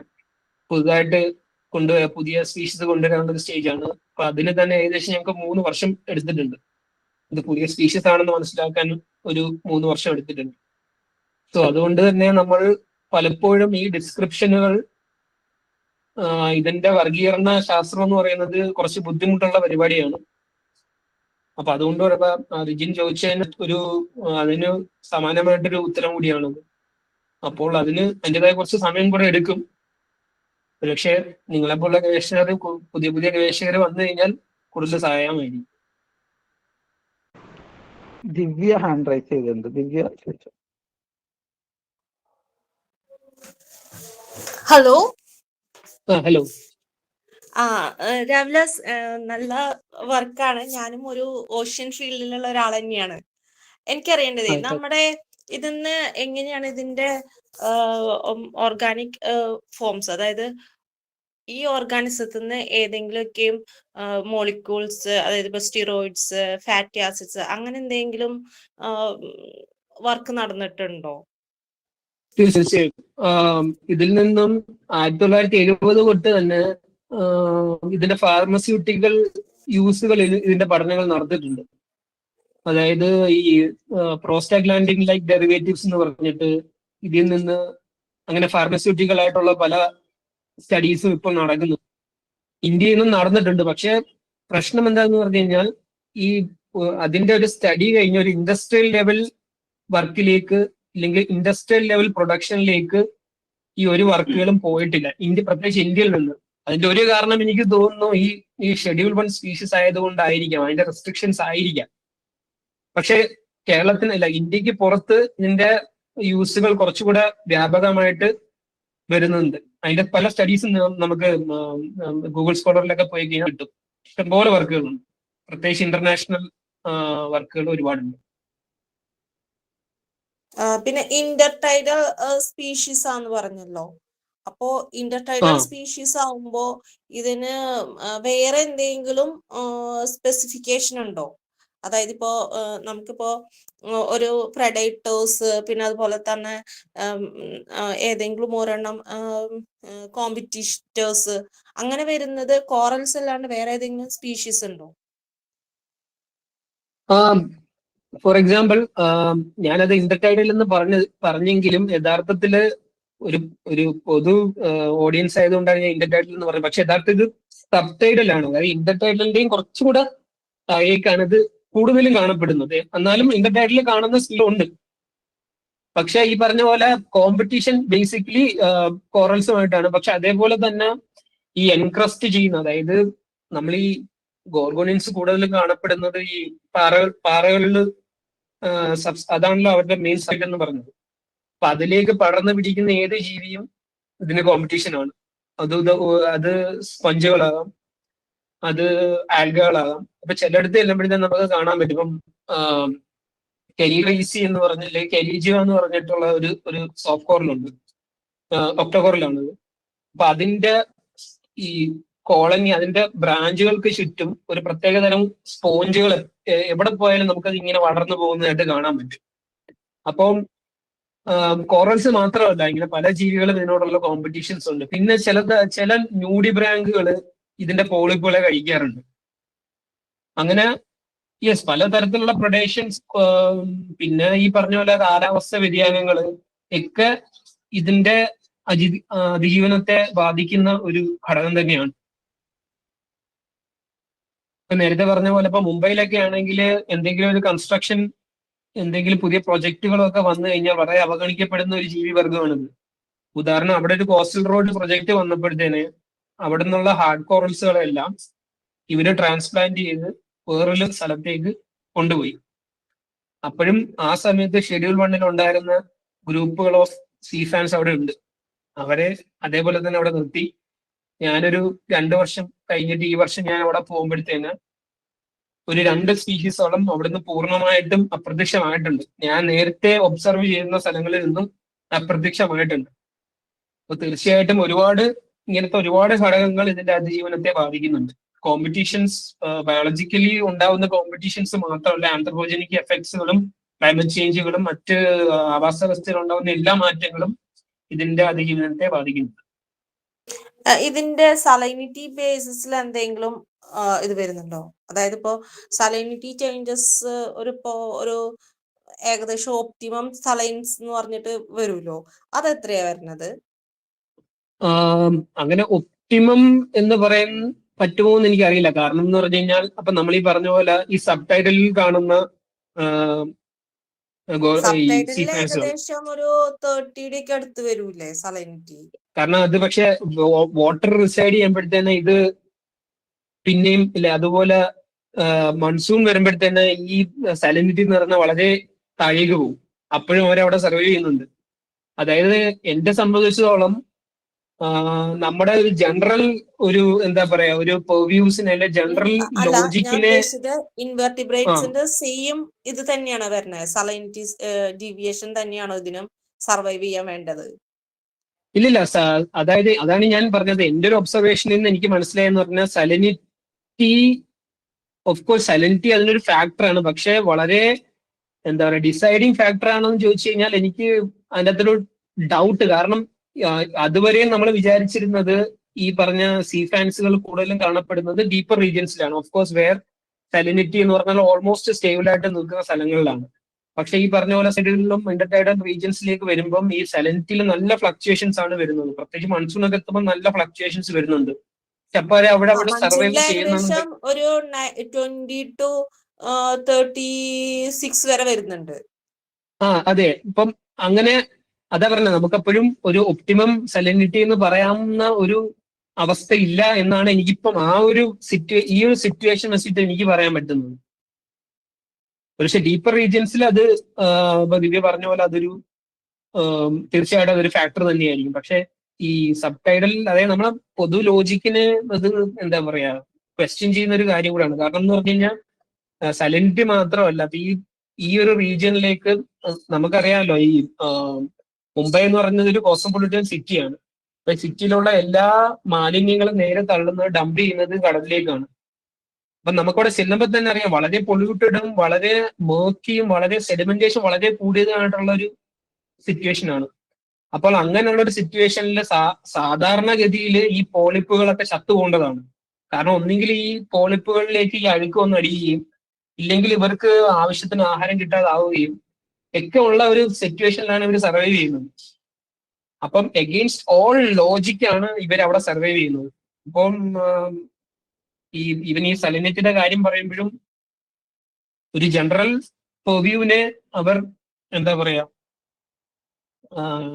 ഡിസ്ക്രെഡിറ്റ് ചെയ്യുന്നുണ്ടെന്നാണ് എൻ്റെ ഒരു ഒബ്സർവേഷൻ. Okay, thank you. റോക്കിൽ കാണുമോ എന്ന് ചോദിച്ചിരിക്കുന്നു. തീർച്ചയായിട്ടും ഇതിന് പൊതുവില് ഗോർഗോണിയൻസ് കാണുന്നത് റോക്കി ഏരിയാസിലാണ് കൂടുതലും കാണുന്നത്. കാരണം എന്ന് പറഞ്ഞു കഴിഞ്ഞാൽ ഇതിന്റെ ലൈഫ് സൈക്കിൾ എന്ന് പറഞ്ഞു കഴിഞ്ഞാൽ ഫസ്റ്റ് ഇതിന് നമുക്ക് പറയുന്ന gametic phase, male colonies sperms മുകളിലേക്ക് റിലീസ് ചെയ്യുക, വാട്ടർ കോളത്തിലേക്ക് റിലീസ് ചെയ്യുമ്പം സിങ്ക്രണസ് ആയിട്ട് എന്താ പറയാ എഗ്സ് റിലീസ് ചെയ്യും.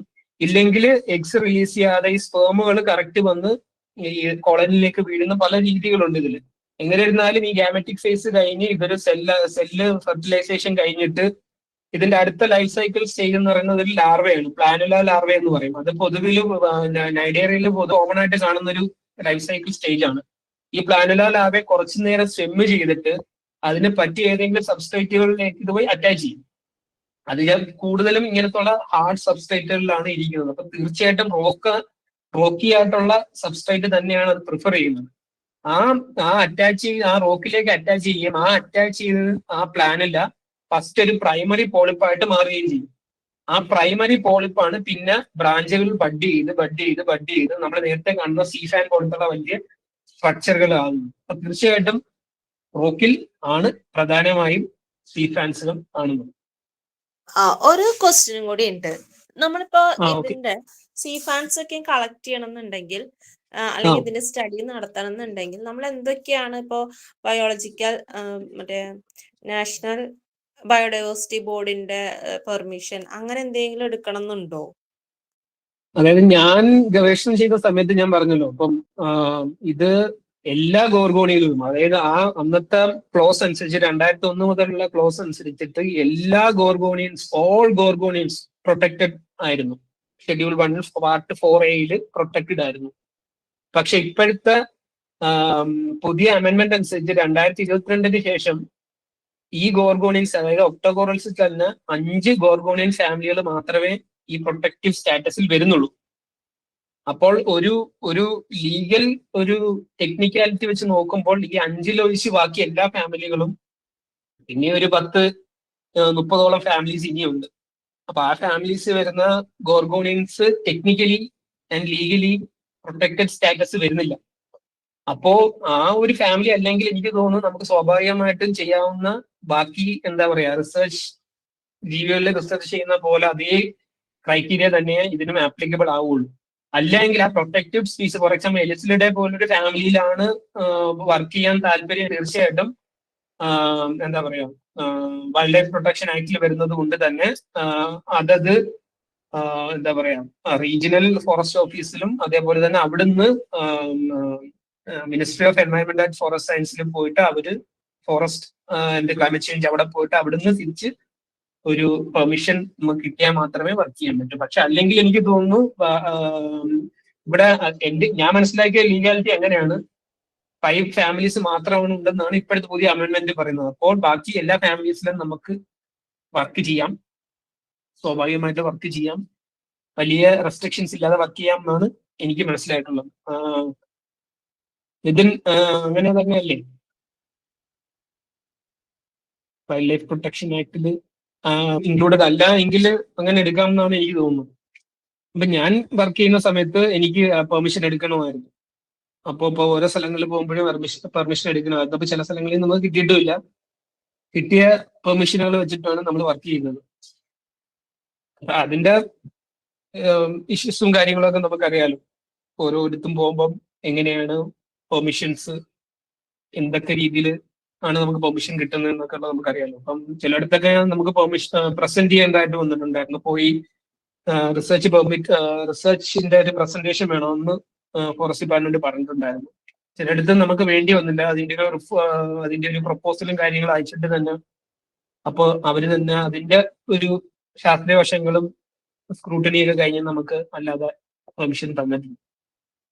പിന്നെ ഈ റെസ്ട്രിക്റ്റഡ് ഏരിയാസ് ഉണ്ടല്ലോ, നാഷണൽ പാർക്ക്, സാങ്ച്വറീസ്, അങ്ങനത്തെ സ്ഥലങ്ങളിൽ തീർച്ചയായിട്ടും സ്പീഷീസ് പ്രൊട്ടക്റ്റഡ് അല്ലെങ്കിലും ഷെഡ്യൂൾ അല്ലെങ്കിലും ആണെങ്കിലും നമ്മൾ പെർമിറ്റുകൾ എടുക്കേണ്ടതായിട്ട് വരും. അപ്പം ഫോർ എക്സാമ്പിൾ ഗൾഫ് ഓഫ് മന്നാറൊക്കെ പോകുമ്പോൾ തീർച്ചയായിട്ടും ഫോറസ്റ്റ് ഡിപ്പാർട്ട്മെന്റിന്റെ പെർമിഷൻ വേണ്ടി വരും. അല്ലെങ്കിൽ എനിക്ക് തോന്നുന്നു എന്റെ ഒരു അണ്ടർസ്റ്റാൻഡിങ്ങിൽ ഈ ഒരു 5 ഇപ്പോഴത്തെ അവസ്ഥയിൽ 2022 ഗവൺമെന്റിന് ശേഷം ഈ 5 ഫാമിലിയിലും അല്ലാത്ത ഏതിലും നിങ്ങൾക്ക് ഒരു റെസ്ട്രിക്ഷനും ഇല്ലാതെ വർക്ക് ചെയ്യാം. ഇനി ചോദ്യങ്ങളില്ലെങ്കിൽ അവസാനിപ്പിക്കാമെന്ന് തോന്നുന്നു ഇന്നത്തെ ടോക്ക്. അടുത്ത ടോക്കിനെ കുറിച്ചുള്ള വിവരങ്ങൾ നമ്മൾ ലൂക്കയിൽ അപ്ഡേറ്റ് ചെയ്യുന്നതാണ്. അപ്പൊ ഇന്ന് പങ്കെടുത്ത എല്ലാവർക്കും നന്ദി. രാംവിലാസിന് പ്രത്യേകം നന്ദി. ഇത്രയും വിശദമായി ഈ വിഷയം സംസാരിച്ചതിന്, ഗവേഷണത്തെ വളരെ ഭംഗിയായിട്ട് പൊതുജനങ്ങൾക്ക് മുന്നിൽ അവതരിപ്പിക്കാൻ പറ്റിയതിന് പ്രത്യേകം നന്ദി പറയുന്നു. അപ്പൊ എല്ലാവർക്കും ശുഭരാത്രി. Thank you. ഈ ഒരു അവസരം തന്ന ലൂക്ക, ഇതിന്റെ സംഘാടകർക്കെല്ലാം എന്റെ നന്ദി കൂടെ രേഖപ്പെടുത്തുകയാണ്. അതുപോലെ ഈ ടോക്ക് കേൾക്കാൻ എത്തിയ എല്ലാവർക്കും എന്റെ നന്ദി അറിയിക്കുന്നു. Thank you all.